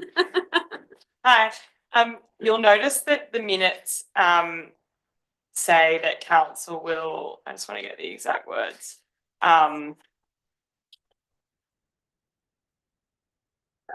I can't actually find it.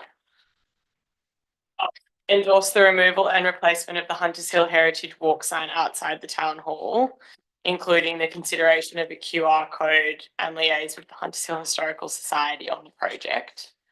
I just wanted to know through you, Mr. Mayor, to the GM, if the information on the Hunters Hill Heritage Walk sign outside the town hall actually requires updating. A member of the committee suggests that it is, and perhaps we could resolve, sorry, I should have given you forewarning about this, but time escaped me. But maybe you could take that on notice and come back to me with a question with notice. We'll come back. If I ask you a question with notice about the information on the validity of the information on the plaque and also how much it would cost to reprint the sign and add a QR code link to the council website with the information at the next council meeting.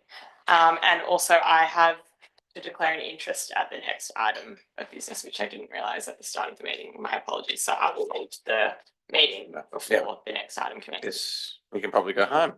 When's the next cultural events committee meeting? I'm liaising with Gabby about that. So soon, or? Yeah, it should be. Well, why don't we bring all that back to that meeting and then it can come back through the process? Yeah, as in bring it to the next cultural events advisory committee meeting. Yeah. You'll come? He's committed to coming. Councillors, any further discussion? Councillor Sleeman. Just a question to councillor through you, Mr. Mayor, to councillor Pemberton. And I don't know if it's covered in here.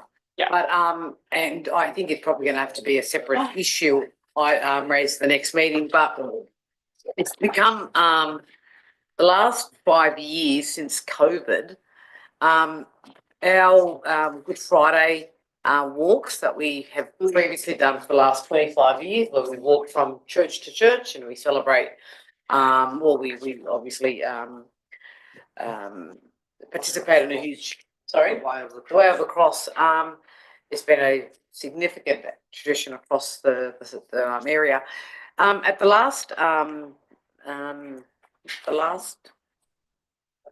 Friday, it was said that we had one of the reasons why it's been completely culled to one sitting just at Holy Name of Mary was because of community concerns or public liability issues. Is it something that the culture committee have ever been involved in? Is it something that we want to be involved in, given that this is such a major fabric of what we've done as our community for such a long time? And given I think it's organised by the church, isn't it? By a number of churches. Combined church. Combined churches. Yes. So no is the short answer, but we can. That's not to say that the committee doesn't consider events that aren't entirely council led, just in the sense that if we can help the community organisations that are running them. Yeah. So yeah, maybe if you want to come to the next meeting. It's going to be a big meeting. I asked for it just to be looked at by, it'll be interesting to see if anyone else in the committee would feel that way. But I would say there's probably about 60 individuals that have approached me about the shift and the change, and we're quite concerned. And if it is a issue in terms of commerciality or risk management, then we would obviously help the church put together a framework. But can we at least put that as a question to be put to the next culture committee? Yeah, I can add it as an item on the agenda, but you should come and speak Yeah, to, okay. Yeah, amazing. speak to what you've heard from residents. Councillor Williams. Yeah, just in regards to the replacement of the historical park, I'm aware that is inaccurate, the plaque, current context. And so I can't see why council can't just resolve to remove it and replace it. It's not an expensive act. Let's look into it. I think it can be done by the general manager. I don't know that it needs resolving, because it's been there for a long time. If it's incorrect, then we'll fix it. Councillors, any further discussion on this item? If not, I'll put the motion. All those in favour? Against? That is carried unanimously. Councillor Prieston, can I just clarify that you are declaring an interest? It is pecuniary and significant, I'm assuming. Yep. Yes, you are clarifying pecuniary. Yes, I clarified. Yes, good. Pecuniary and significant. I'm Thank you. sorry. All right, I now move to item 8.14, minutes of Conservation Advisory Thanks, Panel everyone. meeting, held 20th May 2026. Actually, I'll comment. Moved Councillor Williams, seconded Councillor Bagaris. Any discussion? If not, put the motion. All those in favour? Against? That is carried. Item 9, I did note that we did discuss last time moving or duplicating the correspondence that we had in the Chronicle into the papers. Can I just ask that we do that next iteration? Because I know that that's something we did commit to last time around. Government Yep. stuff, Questions with notice, we have none, and confidential items, we have none. Sorry, Councillor Williams. I know we've not agreed to general business, but can I indulge myself just on one issue? Things if you have 15 minutes, but I'm going to give you 60 seconds. I'm interested to know why we've called a extraordinary meeting in school holidays, and secondly, what's the urgency that it can't be dealt with at a later date? Do we have a deadline on submission or something? For me, we want to include the community in the process, which is the subtle thing in the notice. When holding it in school holidays, I think it's counterintuitive. Councillor Williams, I would suggest that the staff did try and get that item to this meeting, but it didn't work out. This was my understanding. That was just the availability of the councillors that dictated that.